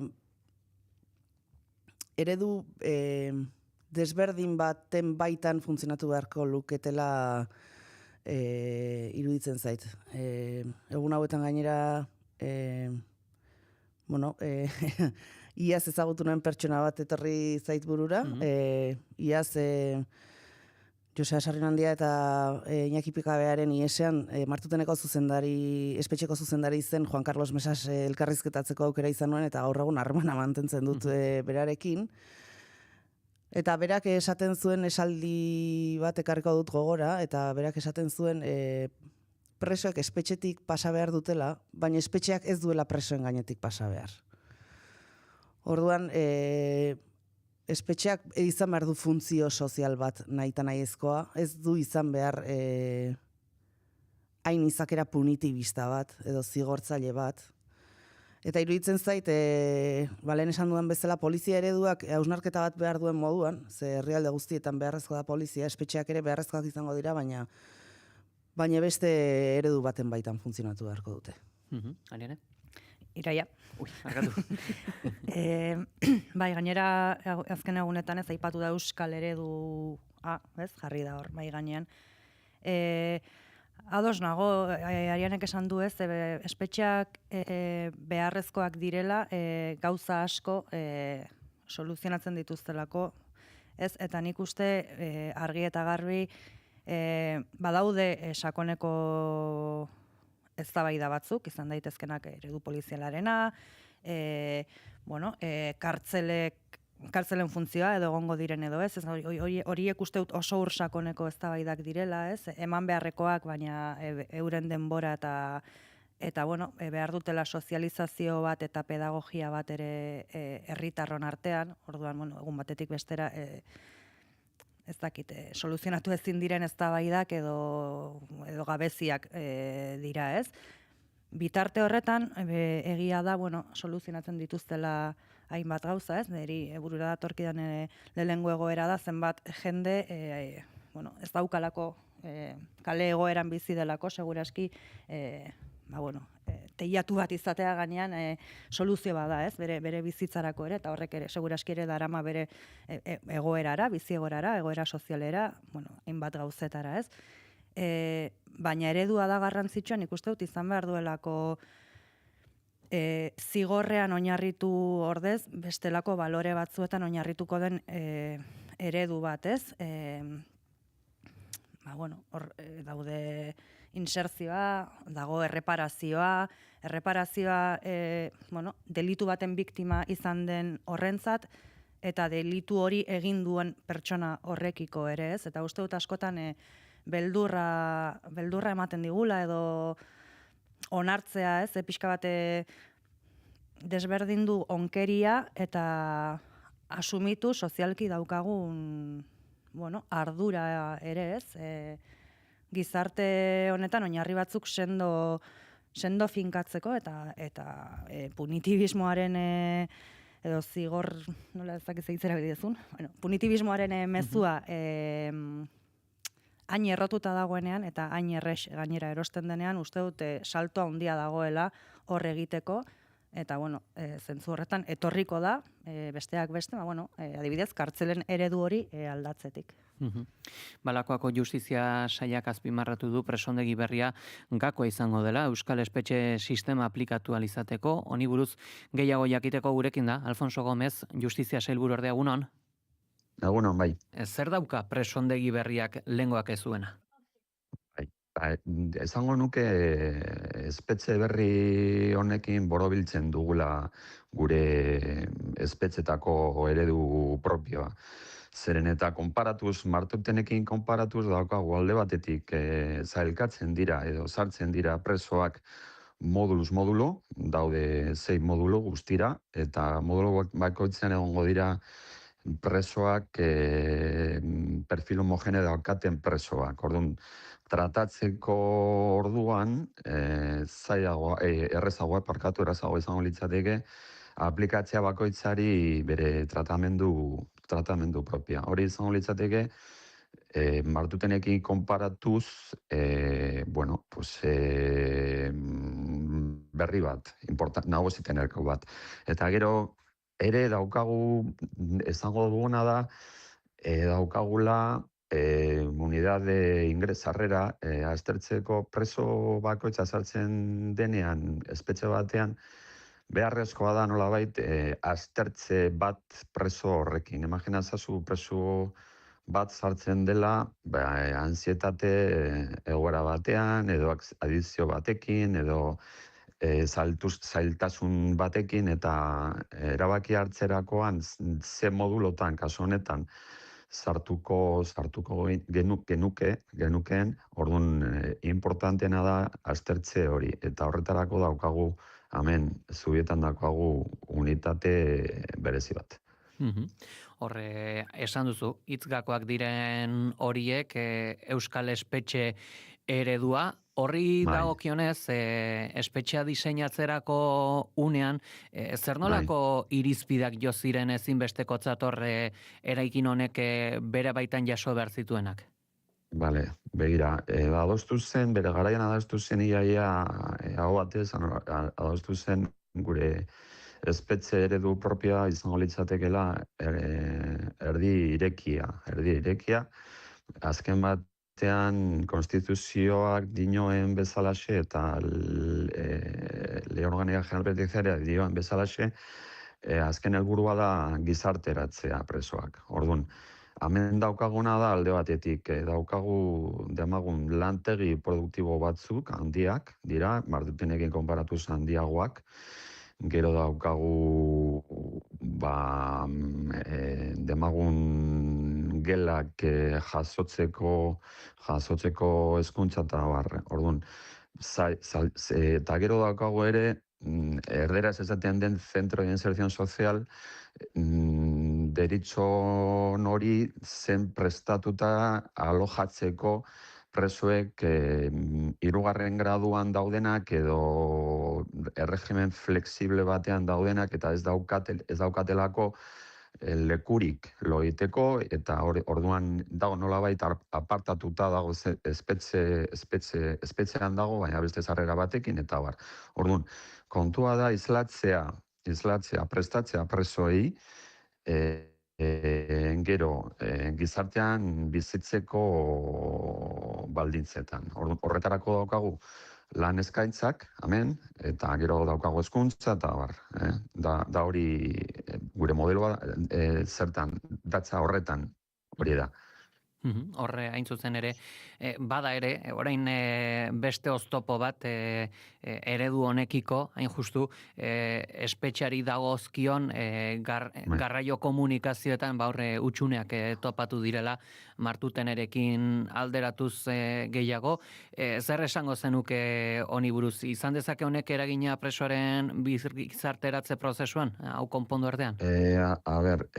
Kontua gu izan garela azkenak ailegatzean poligono honetan, eta badaude duela urte batzuk badaude enpresa batzuk, orduan ez dakin hori dagokion dinonik matea irtera bat karrerako, baina guri ez, orduan ez dakit traslatatuko dira gure medioarekin edo bakoitza erabiliz bere familiakoekin edo horrela. Kontua da, ailegutu gara azkenak hemen. Eta hau da poligono bat, dago da Eskutzaitz eta poligono dago Donostian, baina gero bere ingurunean daude herri batzuk ere, orduan hori da kontua. Ari gara hitz egiten bai Aldundiarekin eta baita Donostiako udaletxeekin, gu ere interesatuta gaudelako konpontzeko, parte hartzeko poligono honen kudeaketan. Nabarmendu da baitare presondegi berriak enplegu eta birgizarteratze programa berriak izateko aukera izango dela. Gaur egun nolakoa izaten da presondegi batek eta euskan eskaintza? Zer nolako kontuak, zer nolako programak edo eskaintzen dira? Zuk aipatu duzuna, erabili duzu aukerak hitza. Eta hau daukau entitate propio bat aukerak deritzona. Eta sortu zen emateko aukerak berriro presoei hezkuntza jasotzeko eta lana eskaintzeko. Guk egiten duguna aukeraken bitartez da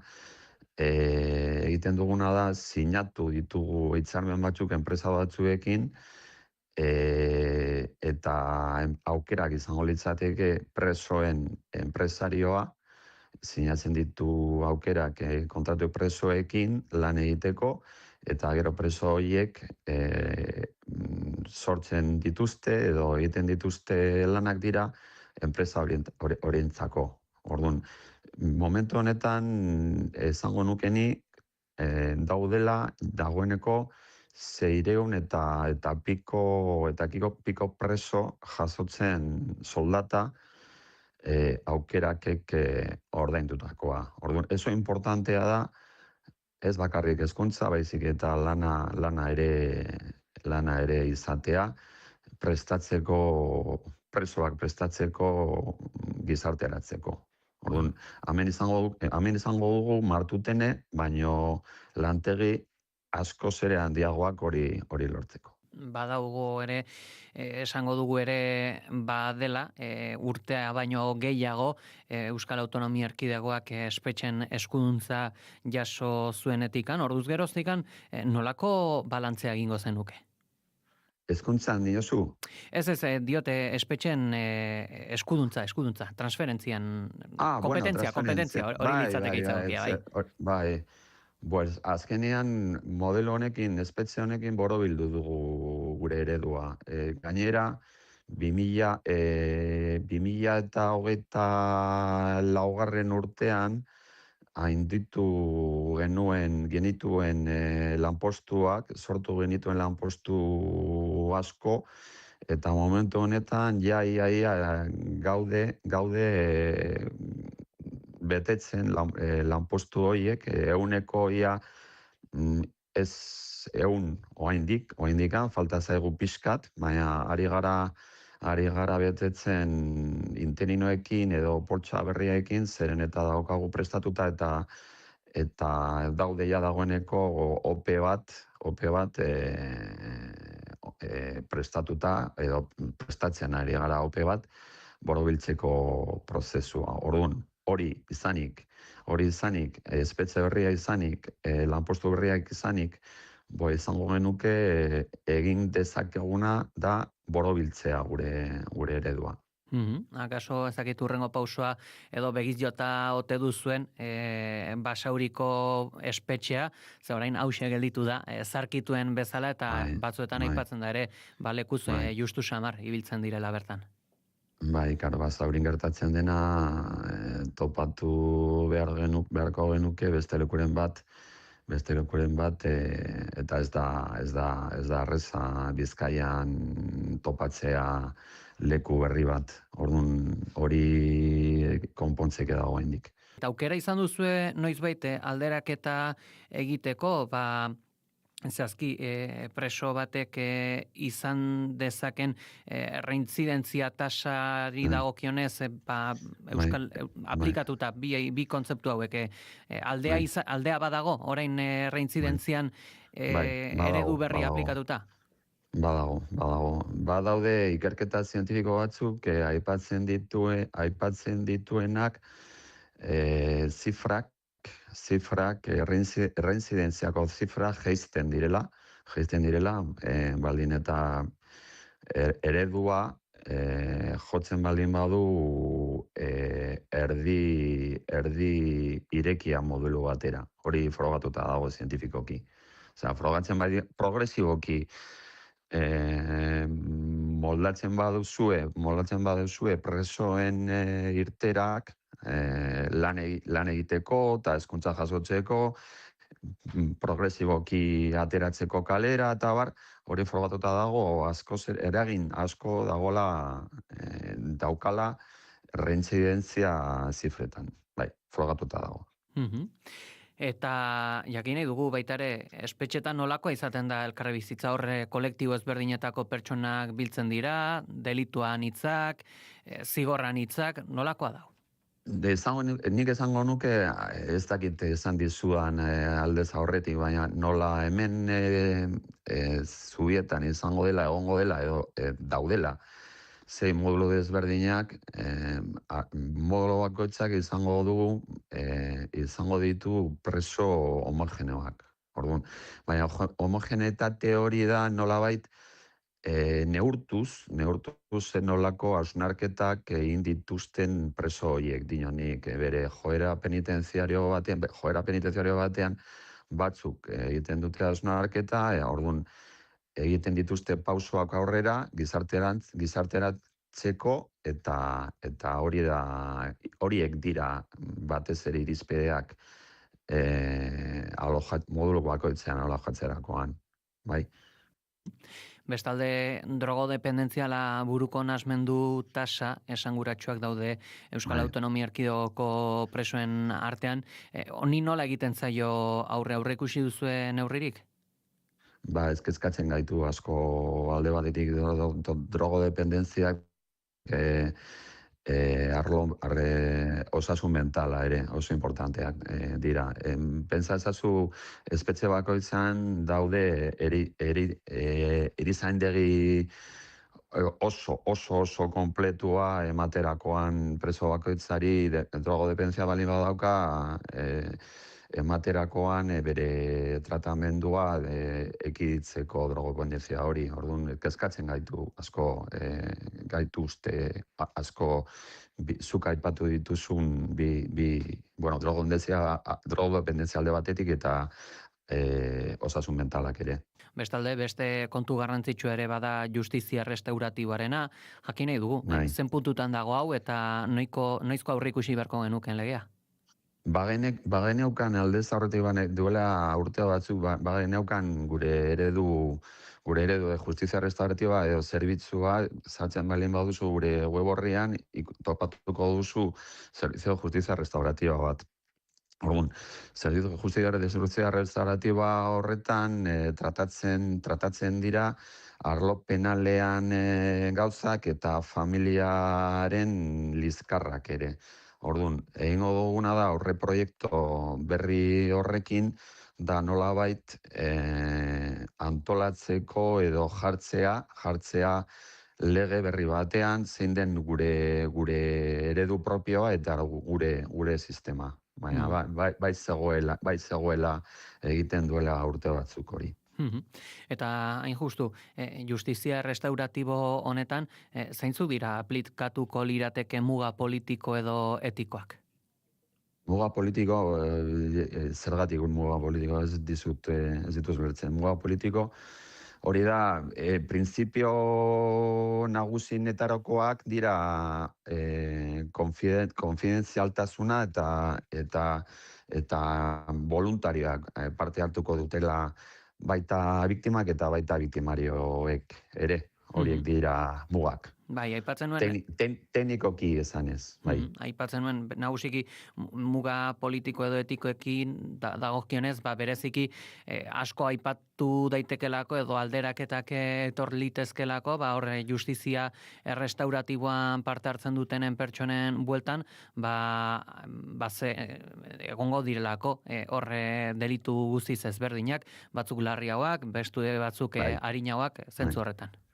Bai, klaro, baina kontua da bolondrezak dira, parte hartzen dutenak, eta depende ez dakit delito anitzak izango dira.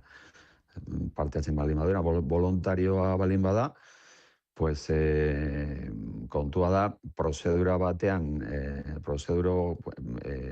judizial batean deribatzen da, momentu honetan, erabaki hartzen du edo epaileak edo fiskalak edo horrelakoa, hori prozedura batean, eta gero penitentziarioki ere egon daitezke prozedura horiek ere, de justizia restaurativa. Guzti hauekin gedituko era, Alfonso Gomez, Justizia Sailburu ordea, eskerrik asko gizonetan gurean izategatik. Zuri, aio, gero arte. Informazioaren aria, naiz irratia.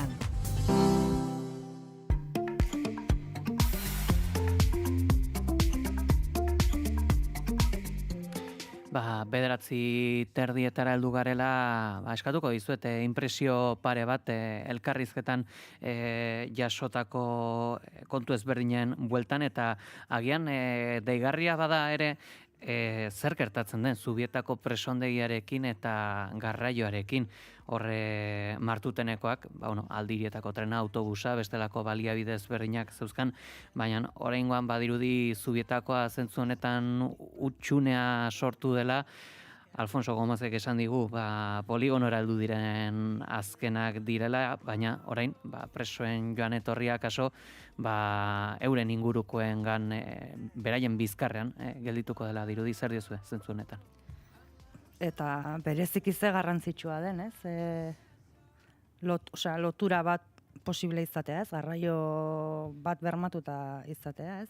Gizarteratzeaz hitz egiten dugunean, pertsona horrek aukerak izan behar ditu, ahalik eta gizarteratzeko bizitza normalena eta erosoena egiteko aukera izan behar du, ez? Eta agian denek ez dute izango inguruan norbait kartzelara eraman eta bertatik jaso dezaketenak, ez? Uste dut, esan duenez, konpontze bidean dagoen zerbait da, baina, egia da, denbora ere izan dutela, ez? Horretaz jabetzeko eta horri nola baiteko irten bide bat edo baliabide bat ezartzeko, ez? Sikiera momentukoa baldin bada ere, eta gero pentsatuko dute zein izan daiteken soluzio definitibo hori, baina egia da, kezkatzeko zerbait ere badela, ez? Nik gizarteratzea etengabe hitz egiten dugunean, eta uste dute klabe nagusietako bat dela, ez? Espetxeaz hitz egiten dugunean, garraio bide falta batek, ez? Logistika arazo horrek desente zailtzen duela, esango nuke. Ez da faktore bakarra, baina agian bai, nahiko oinarrizko zerbitzu bat, ez badaukazu, pixka bat botata gelditzen zarela. Niri asko harritu naute sailburu ordearen hitzek. Ze preso batek bergizarteratzeko aukerak behar ditu, baina batez ere tresnak behar ditu gauzatu ahal izateko. Eta ikusirik non dagoen Martuteneko espetxea nola tren eta autobus zerbitzuak espetxea aurrean dituzun eskuragarri, eta non dagoen Zubietako espetxea gaur egun, sinestezina iruditzen zait, esatea beraiek poligona hartara iristen azkenak izan direla. Benetan ez dut ulertzen, iruditzen zait oinarrizko zerbait dela, ez dakit bi gauza lehenengo. 3. graduan dagoen pertsona bat goizeko 7 ateratzen baldin bada espetxetik eta lanera joan behar badu, nola mugituko da espetxetik. Eta bigarren, ziurrenik, espetxean dagoen masa sozial horren ehuneko haundi bat egoera oso zaurgarri batetik dator, eta ziurrenik ez dakit seniderik daukaten, edo harremanik daukaten haien senideekin, eta harremanik badaukate ere ez dakit senide horiek auto bat badaukaten etxean, ez dakit kotxe bat badagoen etxe horietan. Orduan, gure espektatibak horraino igotzea eta pentsatzea norbait etorriko da bere bila eta eramango du lanera, iruditzen zait, nahiko gogorra hori esatea. Orduan, aukera ez hitz egiten dugunean, oso ondo dago, eta presoek aukerak behar dituzte, eta lagundu egin behar zaio bergizarretaratzen, baina eske tresnak behar dituzte horretarako, eta gutxieneko bat, zerbitzu publikoak, garraio publikoa izatea da, eta esatea azkenak izan direla poligono horretara iristen, niri izugarri iruditzen zait. Kontu aski garrantzitsua dau, zen justu Gomezek berak azaltzen zigun. Euskal espetxe ereduaren oinarria badela, erdi irekian egotearena, noski, garraiez baldin badago, erdi ireki hori hankamotz gelditzen da, baina aipatu nahiko nuke baita ere ikusita gaur egun, gure gizartean, eta bereziki ordezkari politikoen artean dauden eztabaiden bueltan, ez dirudi Euskal espetxe ereduak eztabaidan dirik sortzen duenik, edo behintzat aho baterzko ondorietara heltzen direla ikusten dituzue geure ordezkariak edo identifikatzen zuen baten bat eragileren bat edo alderdiren bat kexu denik gaur egungo Euskal Autonomia Erkidegoko espetxe sistemaz? Bueno, nik uste du badagoela, ez? Ezkerretik eta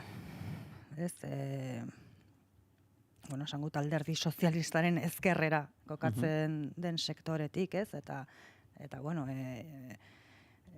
Euskal independentismotik, ez? Euskal Herria Bildu eta ez orobarre pixka bate, bueno, beste ikuspegi bat duten sektore horietatik, nik uste badagoela kezka bat, ez?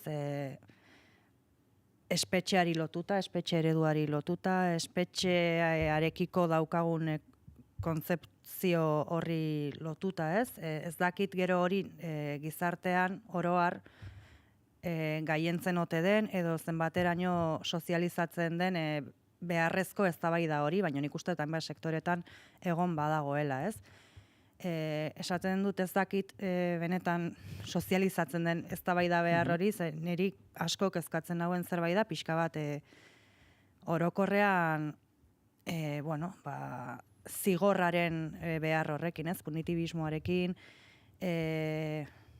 arrazakeriarekin, delinkuentziarekin, segurtasunarekin, dauzkagun estigmak, zamak begiratzeko moduak, geroz eta edatuago daudena, geroz eta gehiago gainera politikoki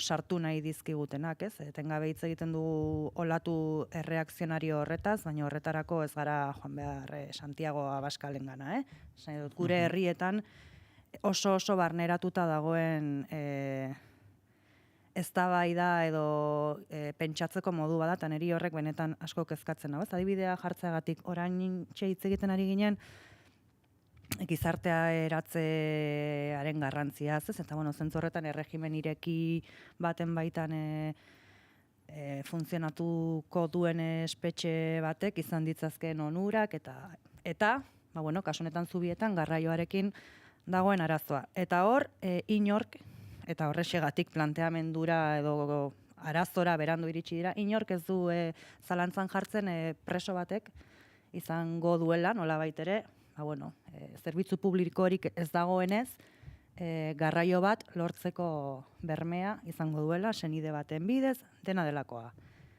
Hori ez dugu zalantzan jartzen, horretarako presoei modu konkretu batean begiratzen diegu. Baina gero, espetxean dagoen pertsona hori gure herrira etortzen denean, berdin zait zein delitugatik, ez diogu begiratzen horrela.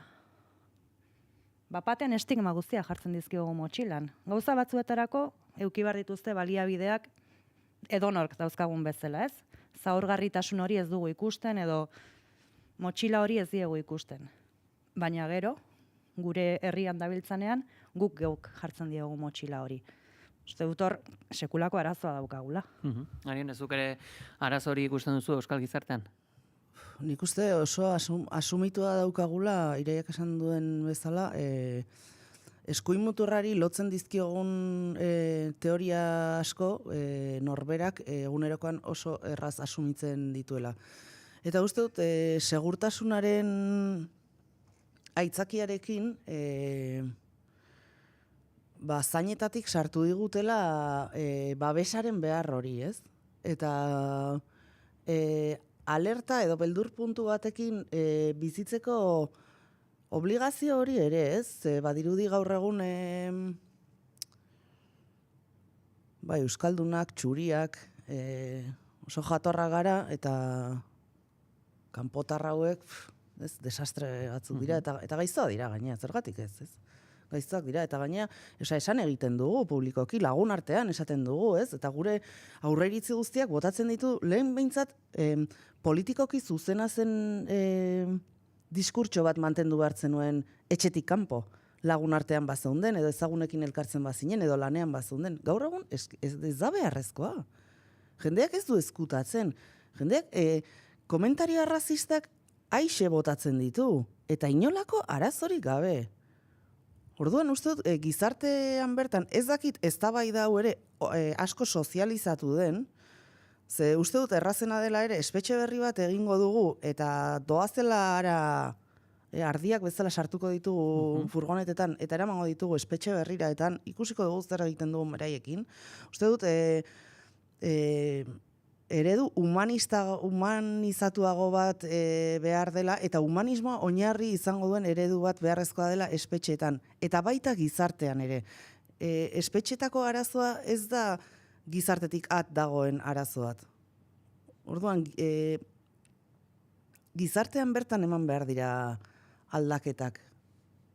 Eta uste dut, orokorrean ez gaudela prest ezer aldatzeko. Berdina gertatzen zaigu, RGIak banatzen dituztenean, gure aurreiritzi guztiak daz, kanpotik datorren jendearen aurka, lanak entzen digute, gure emakumeak bortxatzen dituzte, oso barneratutako diskurtsoak dira.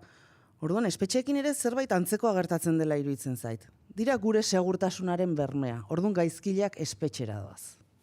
Eta horrek soluzionatu egiten dizkigu arazoak. Eta gero Iraiak esaten duen bezala, bai, bigarren aukera bat, noski, bigarren aukera bat emango diegu, oso progreak dira, baina ez etorri nere herrira, Ez etorri nere herrira.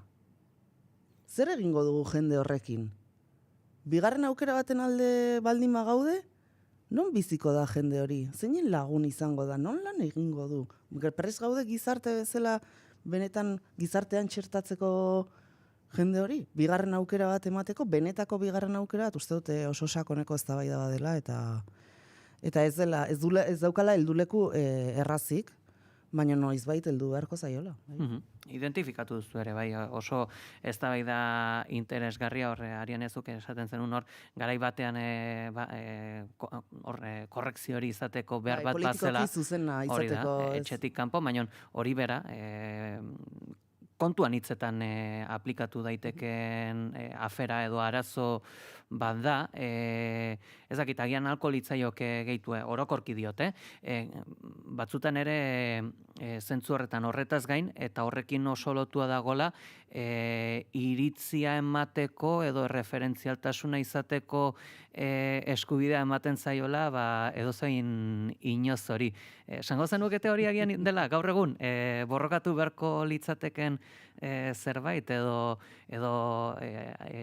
jo beharko zela ez dakit, kanpaikada bat atentzioa ditzeko horri dagokion sortu den giroari dagokionez? Eta jendeak gero ez du irakurtzen eta ez da informatzen, ez? Askotan hitz egin izan da hortaz, jendeari informazioa nondik heltzen zaio, informazio egiazkoa ez den informazioa, manipulatua dagoen informazioa, guztia sare sozialetatik, guztia ofizialak ez diren bide batzuetatik, eta orduan, azkenean, diskurtso bat eraikitzen dute zure baitan, gauza horiek, ez? Eta ez dago espiritu kritikorik, ez dago... Ez esan? Ez, zu bukatu arte itxarroten nintzen, baina, bueno, esan nahi nuena, espiritu kritikoa hori nueukan buruan, eta bestetik nik uste dut oso lotuta dagoela egin nahi gaituzte subjektu individualistak gure ongizatean eta gure oso gertuko nukleo horren ongizatean pentsatuko dugunak, baina, pentsamendu kritiko bat izateko gaitasunik gabe, ez? Eta horrexegatik, mugatzen dituzte, saiatzen dira mugatzen, ez? Eta jende asko horregatik ez du, informazioa kanal egokietatik eta irizpide, gutxienezko berme batzuekin jasotzen, baina nik ustez batez ere horrekin dagoela lotuta. Kezkatu gaitezen gu ahalik eta ondoen bizitzeaz, ez? Eta pixka bat, ondo edo zuzena den horretatik kanpo gelditzen diren sektore anitzak, horiek pixka bat aparte utziko ditugu, ez? Eta gu guazen ardiak bezala bide honetik, ez? Eta espetxea bada horren adierazle bat, edo horren ondorio bat, ez? Bi gauzak iruditzen zait direla, baina espetxea bezala beste hainbat faktore edo egoera daude, ez? Eta uste dute bereziki horrekin dagoela lotuta. Individualista bihurtzen gaituzte geroz eta gehiago, eta kezkatzen nau, atzetik datozen belaunaldietan erabat naturalizatuta dagoen bizi ikuspegi bat izatea nahi dela, ez? Eta, zorionez, pentsatu nahi dut egongo direla, oraindik ere, espiritu kritiko hori mantendu nahi duten gazte, eta orain aurrak direnak, eta gero gazte, eta izango direnak, baina uste dut bideratzen dela justu kontrakora, eta hori arazo bat dela, baina bermatzen duela sistemak horrela jarrai dezan. Eta gero ere, kapitalismoaren alderik bortitzena ikusten ari gara orokorrean, eta horrek eguneroko bizitzan eta eguneroko diskurtsoetan eta pentsamenduetan indarra handia dauka. Azkenean espiritu kritiko hori anulatzen baldin baduzu eta individualismoa baldin bilatzen duzun lehenengo aukera, kolektiboki gauzak egitea oso zaila da. Oso zaila da. Eta orduan gizarte bezala ardurak izatea edo ardurak asumitzea oso zaila da. Errazena da instituzioen esku uztea dena burokratizatzea, instituzionalizatzea, eta gero haien kontrako kritikak jaurtitzea, ze gaur egun politika ere erabat nahastuta dagoen eremu bat da. Eta gero ez gara gai gizarte bezala ditugun ardurak asumitzeko, uste dut hori aspaldi galdutako ideia bat dela, ez? Inork ez du pentsatzen gizarte bezala ardurarik duenik.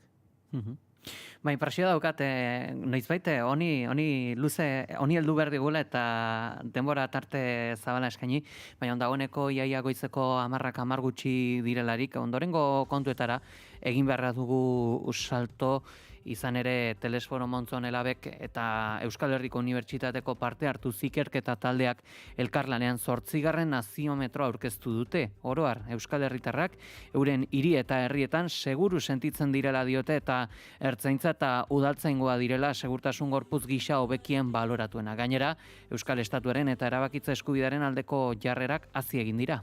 Naziometroak Euskal Herriko 7 lurraldeak hartzen ditu kontuan eta hala lurralde guztietako 1.456 laguni egin dizkiete elkarrezketak. Segurtasuna edota poliziaren inguruan galdetu dute estreinekoz edota gardentasun ezin kontrol publikoaz.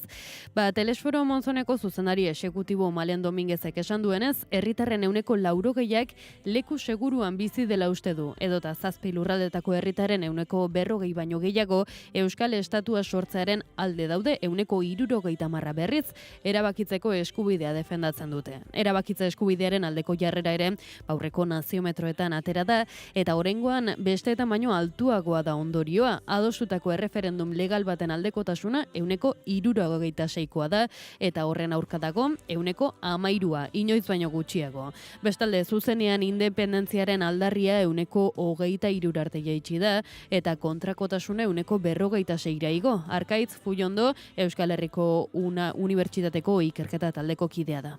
Euskal Estatuari buruz galdetzen denean, plantatzen den testu ingurua da, egongo balitz, erreferendum bat onartua eta legala. Ikusten dena da, nabarmen igotzen dela Euskal Estatuaren aldeko jarrera. Independentzia bai edo ez oso baldintzatuta dagoela, gatazko politikoaren ondorioangatik. Poliziekiko sentsazioaz galdetu da udaltzaingoa, ertzaintza, foruzaingoa, jendarmeria, polizia eta guardia zibilaz. Oro har, konfiantza mugatua eta kritikoa bada ere, ertzaintza eta foru polizia dira 43%arentzat konfidantza gehien ematen dutenak. Udaltzaingoa 26%. Poliziaren inguruko materialen inguruan, hauxe, esan du Asier Etxenikek. Adostasun maila altuena jaso dutenak, polizia agenteek identifikazio zenbakia agerian eramatea, gorputz kamerak eramatea, eta adostasun txikiena poliziak arma luzeak edo poliziak gomazko edo foam balak erabiltzea jendetza kontrolatzeko. Hain zuzen, naziometroak dakartzan gako nagusiak aletuko ditugu Malen Dominguez, Telesforo Monzonelabeko zuzendari exekutiborekin. Londresetik batuko zaigu telematikoki. Egunon, Malen? Kaixo, egunon. Naziometroaren 8. neurketa honen berritasun nagusia da segurtasun kontzeptua txertatu dela. Zergaitik eta zeintzuk dira honen bueltan atera diren ondorio nagusiak? Bueno, egia esan, gaiaren aukerak eta urtarrilean egin genuen, egia da azkeneko asteetan edo puripurian egon den gai bat dela, baina guk honen inguruan generaman pentsatzen urtarriletik eta ordutik ere diagnostikoa egiten genuen eztabaida sozial eta politikoaren erdigunean zegoela, modu batean edo bestean gauzatzen zela eztabaida hori, ez?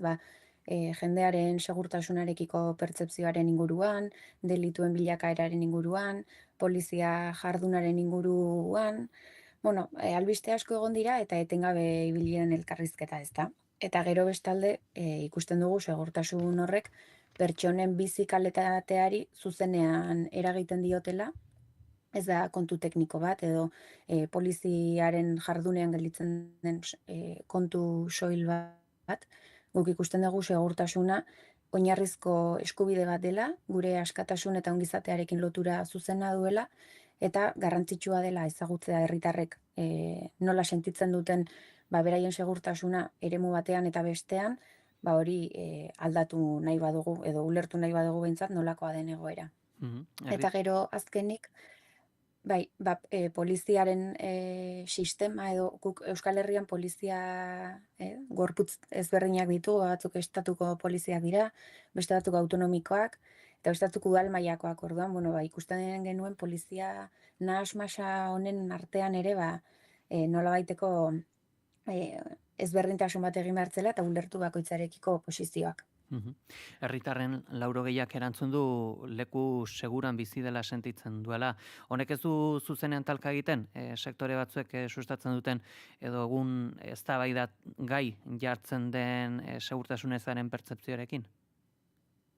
Bai, guztiz talka egiten duen gauza bada, baina nik uste talka egiten dutenak direla diskurtsiboki zein elementu jartzen diren zentroan segurtasunaren ulerkera horretan. Orduan, karo, guk ez dugu bata edo bestearen inguruan galduguk hasiera batean seguru bizitzearen hori modu orokor batean galdetu dugu eta gero joan garela aletzen zein elementu ikusten dituzten garrantzitsutzat beraien segurtasun hori bermatzeko.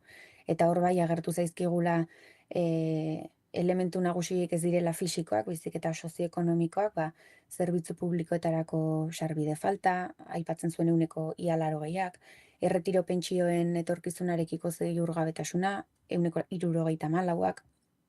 Ikusten dugu, naziometro honetan agertu diren elementuak gehiago lotura daukatela dimentsio sozial eta ekonomiko batekin. Horre baita ere konfiantza mugatu eta kritikoa da ere ertzaintza eta foruzaingoa jotzen dute, galdekatuek euren poliziakide gustukoena bezala 43%ak, udaltzaingoak lortu ditu emaitza apalauak 26%aren babesarekin. Gizarte bezala ze irakurketa egin beharko genuke honi dagokienez?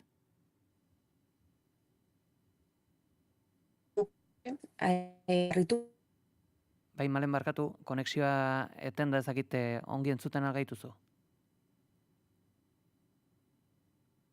Badirudi... Bai, Malen?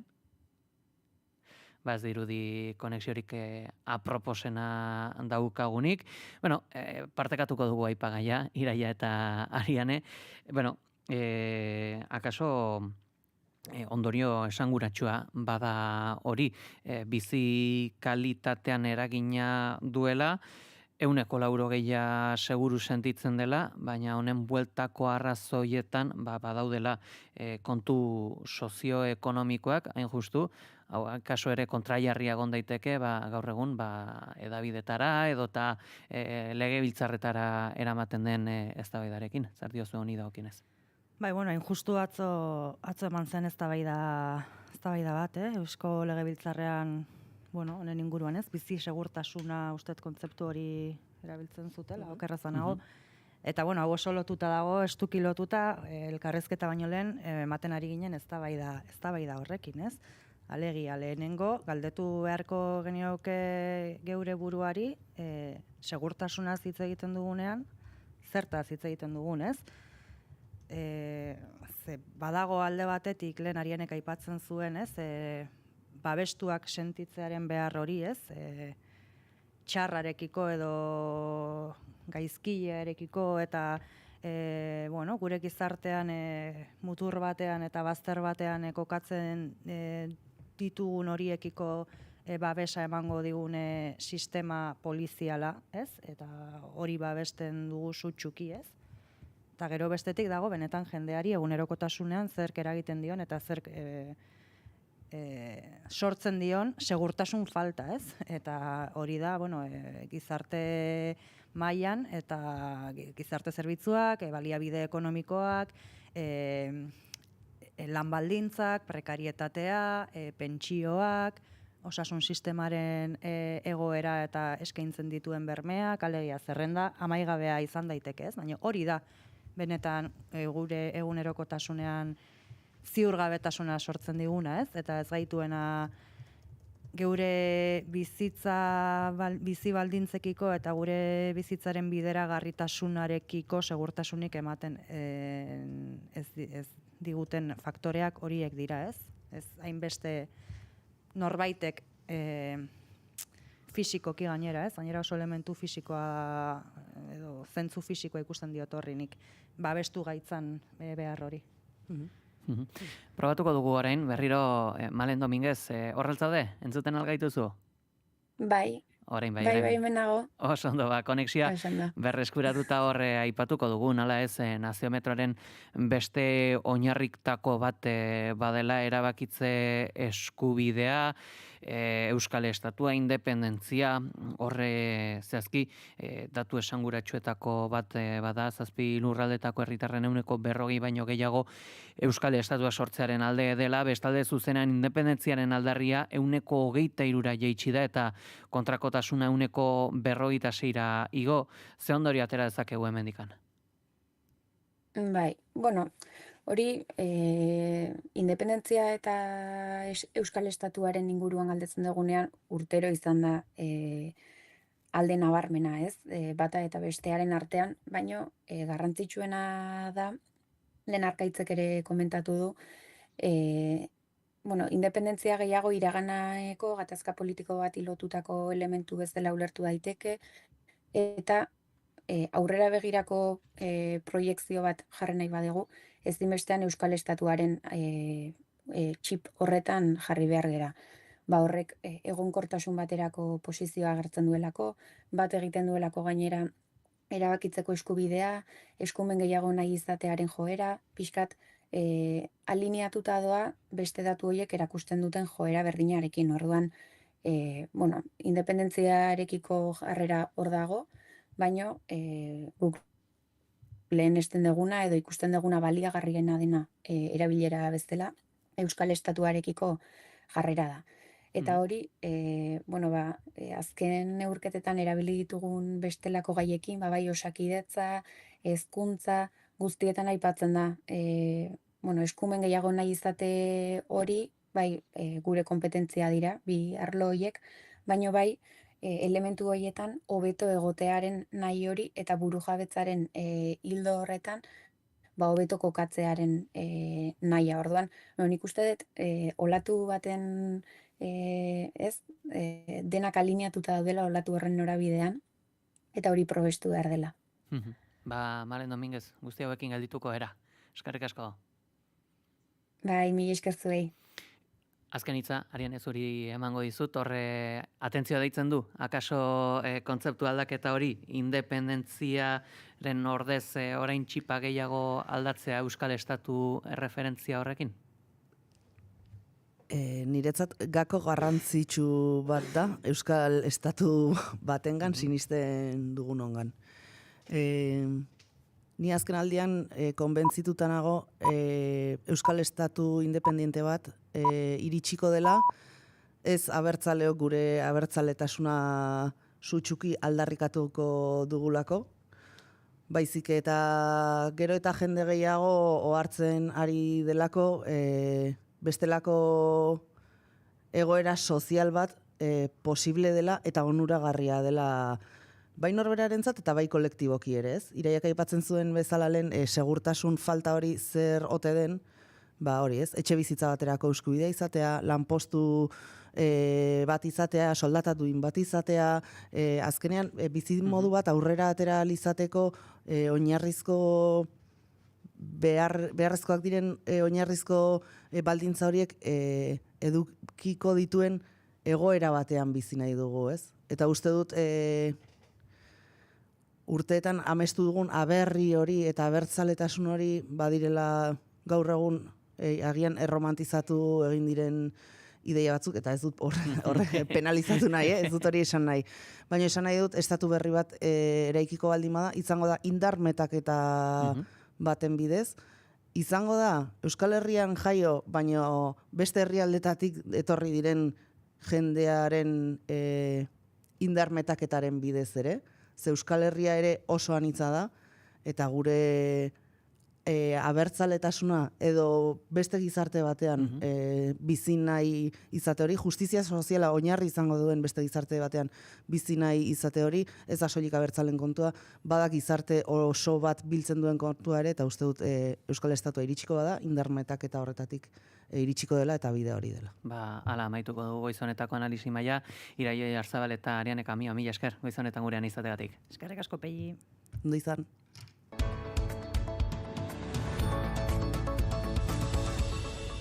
Goizeko 10 pasata esango dugu Pete Hegseth, Ameriketako Estatu Batuetako defentsa idazkariak NATO lerro gogorreko aliantza militar bihurtzea eskatu du ostegun honetan, Europaren defentsa bere gain hartzeko gai izango dena. Itxaso Leon, egunon. Egunon Pegi, egunon entzuleo, koartarazi du Washington zintzoa izango dela bai pribatuan, bai publikoan, aliatuei esateko orduan gastuei dagokienez, oraindik gehiago egin behar dutela. Bruselan ostegun honetan egingo den defentsa ministroen bilerara iritsi denean, Pentagonoko buruak NATO 3.0 bat edatzeko premiaren baitan kokatu du Estatu Batuar gaitasunen egokitzapena. Sinetxita, gerra hotzaren ostean, aliantzak lerro gogorreko aliantza militar bat izan behar duela. Mark Rutte, NATOko idazkari nagusia zoriondu ostean, Europako aliatuak kontinente zaharraren defentsa konbentzionalean lidergoa hartzera animatzeagatik gogorekarri du 32 estatukidek defentsako inbertsioa euren barne produktu gordinaren 100% igotzeko duten konpromisoa. Donald Trumpen administrazioak herrialde bakoitzaren inbertsio konpromisoak betetzen direla ikuskatuko duela ohartarazi du.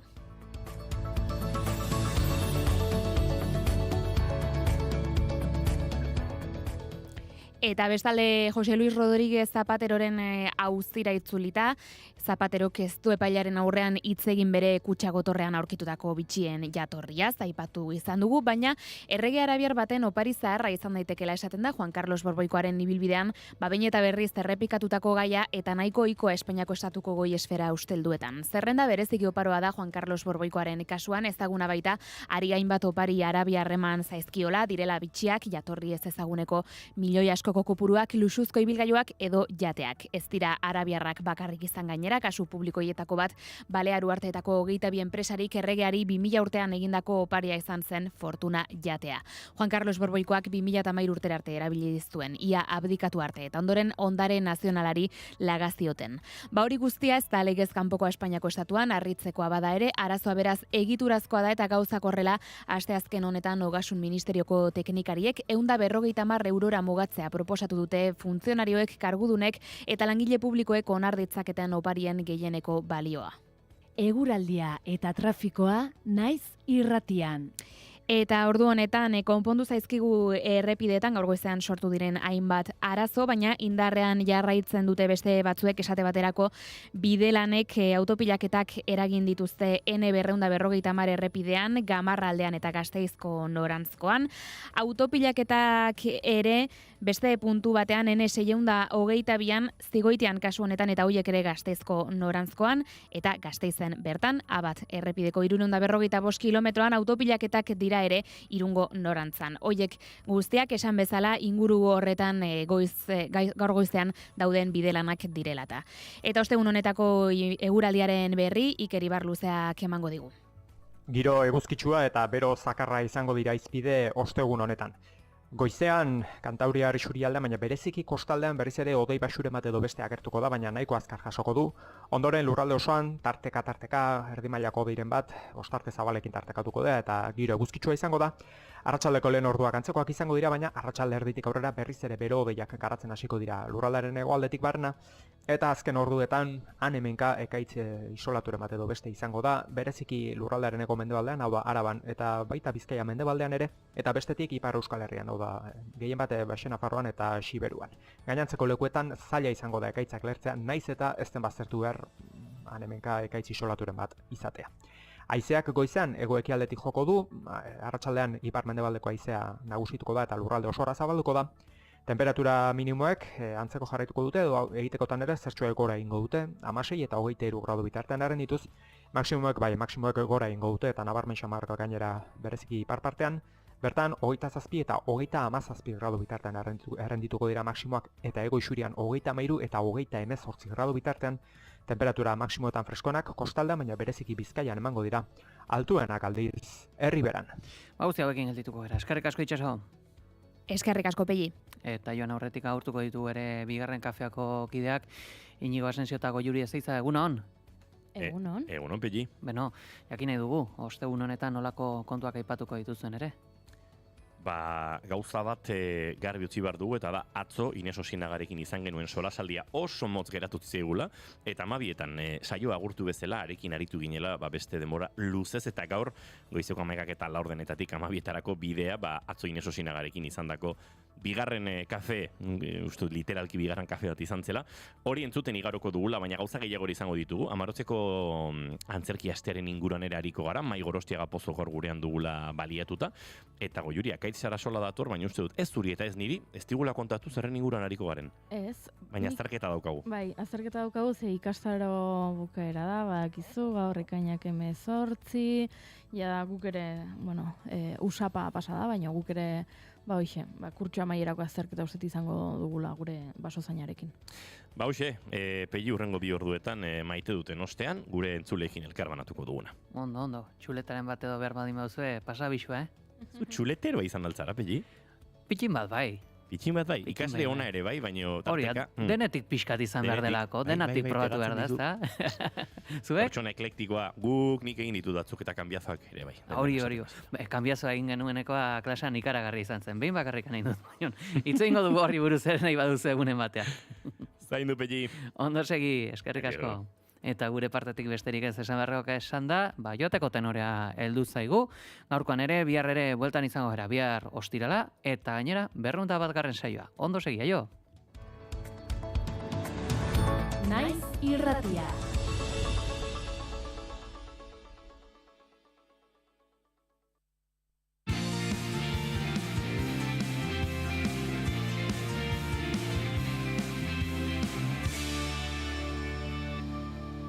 Naiz irratian, bigarren kafea.